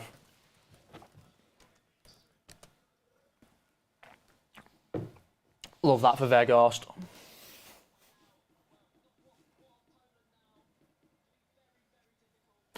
Feed Wout Weghorst, and he will provide. His first chance, wasn't it? One chance, one goal. Who played the ball through to him? I know Ake had the ball on the left-hand side. I think it was the one. I know Ake had it. I don't think it was Ake straight to Weghorst, though. I think it took Tell you one what, more. I know you put... was it to Ake to Marlon, maybe? Might have been. I know you put your bet on Hoyland for top scorer, but I wonder how much it would be on Wout. Oh, wow, yeah, good shout. 100 but to 1, they needed to make... mental. I think they should have made that sub like 10 minutes ago. It was obvious that they needed that in there, so... Fair play for Koeman to finally doing it. Rafa D says, breaking news, Man United bid 75 million for Wout Weghorst. 2G fan says, imagine if we actually passed to Weghorst last season. I mean... No, we did. We did. I was about to say I would like to see that sort of finishing for United when he was playing for us. Do you remember that game when everyone was just trying to pass to him? Do you remember the goal he did score where it was like he fell over as he scored it or something like that? And the celebration was mad. Yeah. It was the one goal he scored in the league. Do you remember that one game where we were winning by quite a few goals, so the United players just kept trying to pass it to Wout to get him a goal? It was a bit sad actually, but it was yeah. Got a super chat in here. Oh, this is where the recency bias just comes straight into play. Just in the one you're on about. I mean, seriously. Arturo V says, the European lad and Ten Hag are proud of Weghorst. Zoteng TV says, we paid 70 million for Rasmus and we let Weghorst go. Come off it. I'm not even going to spend time on that super chat, to be honest. Like, you're allowed your opinion, so reactionary, I can't even explain why you're wrong. Did you watch Weghorst for United? He didn't score a Premier League goal. I think he scored one. Oh, did he? Oh, was it? No, was it? No, it was in the cup. Premier League? Was it in the cup? That? Yeah, it was in the cup. Oh gosh. Then we've got Goldio says Weghorst looks good. Let's sign him. Howdy88 says England has about 56 million people. How is it possible to not have a better goalkeeper for the national team than Pickford? Well, Pickford is a similar one where it's like he's never let England down. I agree with you. So it's like, why change it? Why change it? Yeah. Plus, I think that having that character in the team. Remember what we said before about how important. Frimpong. Do you know how important like the mentality is at tournaments, international tournaments in particular? Whereas like half of the battle is the mentality, and he's a character. And obviously, I bet you he's loved in the dressing room. I bet they all love him. You see him on the pitch all the time, shouting his head off. I think it's the character Frimpong's which gets so him. quick. That's so good from Frimpong. Oh, the ref's blew. Good from Frimpong though. By the way, that shouldn't have been a foul, and that cross in was actually straight to feet as well. Yeah. I was looking at about how we managed to wiggle under him and get a goal side. Impressive. His agility is good, isn't it? He looks impressive. He looks really impressive. Oh, Weghorst. Weghorst pulling the strings here, or what? Well, Ten Hag played him at 10 at the new camp for a reason. Ten Hag saw the vision. Weghorst played as a 10 at the new camp. People talk about Harry Kane. It. People talk about Harry Kane being a ball-playing striker. Let me introduce you to Wouty Weghorst. Unknown person says Weghorst is the new Paul Pogba. Wegback. Goldio shows the Prem is much higher than the Euros, the level. And the Zombie Fanatic says we have a better squad than our golden generation. Do you think that? See, I can't really debate it too much because I wasn't even alive. I feel you. Like 2006, what? I was 3 years old. I can't really say anything either. Yeah. I was 5. Yeah. Yeah. So we don't really have much of a say. So do you want to? What was the first? Oh my God. Oh my gosh. I was so close. That, by the way, was great footwork. Down the left-hand side again. If he goes the other way. Like, it's so big for Poland as well, if they can get a goal and get a point. But also, it's a really good save. It is a good save, It's a good save. I mean, he should have saved it, but it's a good save. But that's a chance, that. Just didn't get enough power on it, really, did he? It's an hard chance, to be fair. He had Van Dijk blocking it off. Substitute, kind of making an impact there.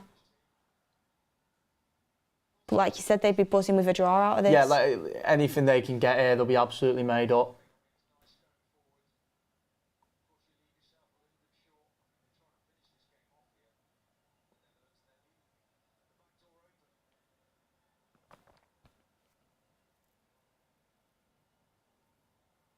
Do you think Poland can get anything?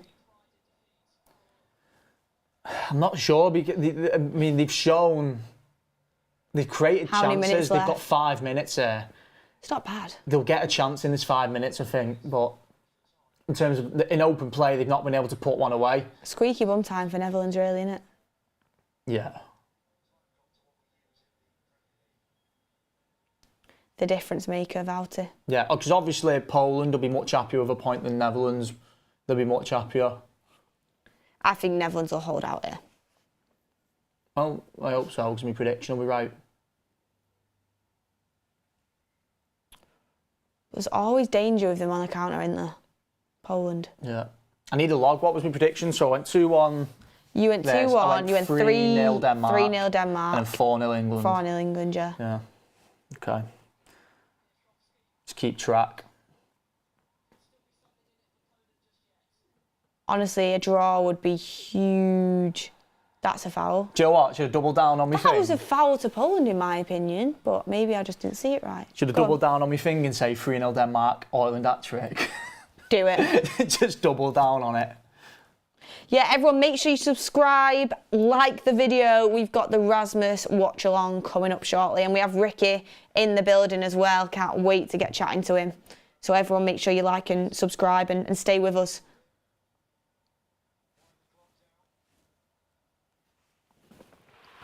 What prediction did you go for Denmark, Slovenia? You went 3-1. 3-1. Yeah. 3-1. Fancy Sesko to get a goal, maybe.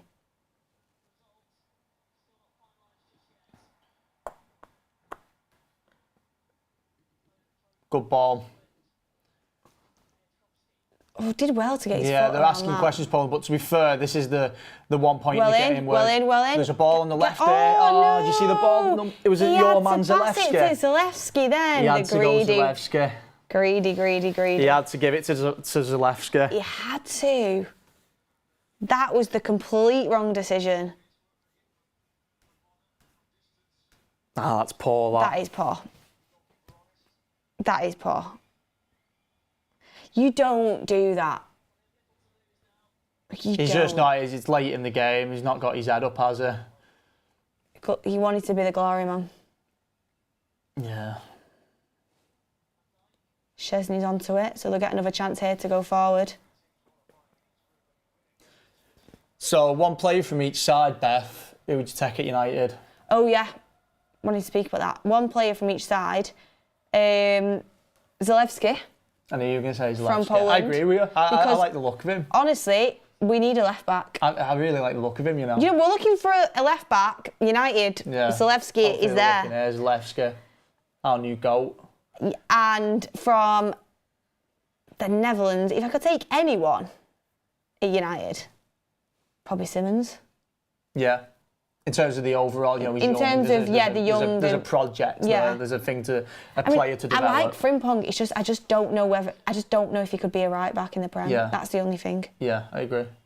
Yeah, I'd probably. Well, to be honest with you, he's not playing, but Frankie De Jong. Well, yeah. But he's not playing. But he's not playing. Yeah. So. But he's the one I'd take. Players that have played today. That's a good shout. Robin says Reinders from Netherlands. He was good, to be fair. Not taking Van Dijk is pretty wild. He plays for Liverpool. I'm kind of speaking. Yeah. I'm speaking more realistically, to be honest. It says realistic. Right, can I just say, I'm putting it out there. Zalewski, 22. We're looking for a young left back. Yeah. Really good going forward. I mean, really good going forward. I've only seen one game. I mean, the fact that he's played a full 90, Beth, and he's found himself in the box then, you know when he should have been, the ball passed to him, he's found himself in the box, like free. Yeah. 90 minutes into the game. The guy's obviously got legs as well, do you know what I mean? Yeah. He can run up and down. My scouting mission's on. Yeah. What do you reckon in the chat, guys? Anyone of United fans?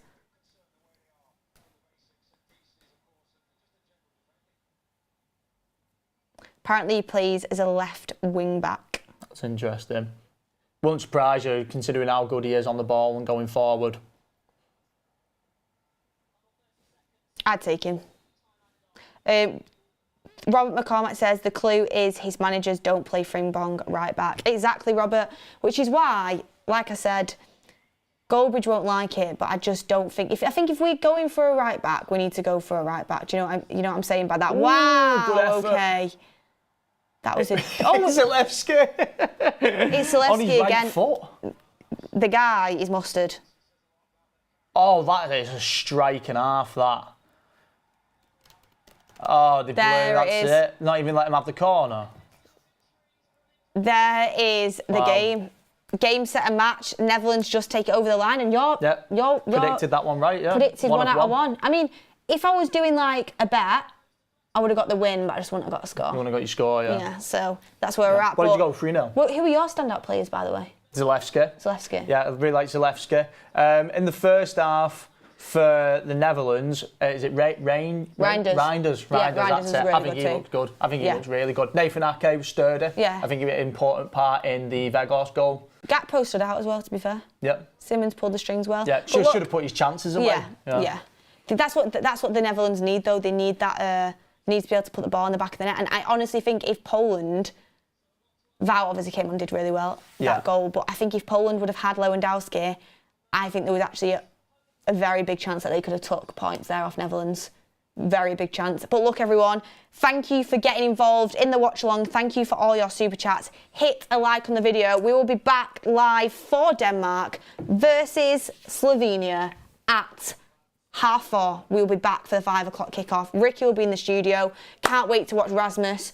Tull has a bet on for Rasmus top goal scorer of the tournament, and it'll be an interesting game. 2 goals for Rasmus today, and I'm on, because everyone else has only scored 1 goal.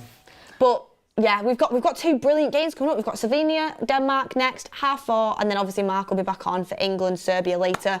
We've got some crackers. Also Sesko in the game against... I know he's signed a new deal, but it was definitely interesting to watch him. So join us later. Thank you for all the chats. Thank you for all the votes in the polls. Hit a like on the video on your way out, and we will see you on the next one.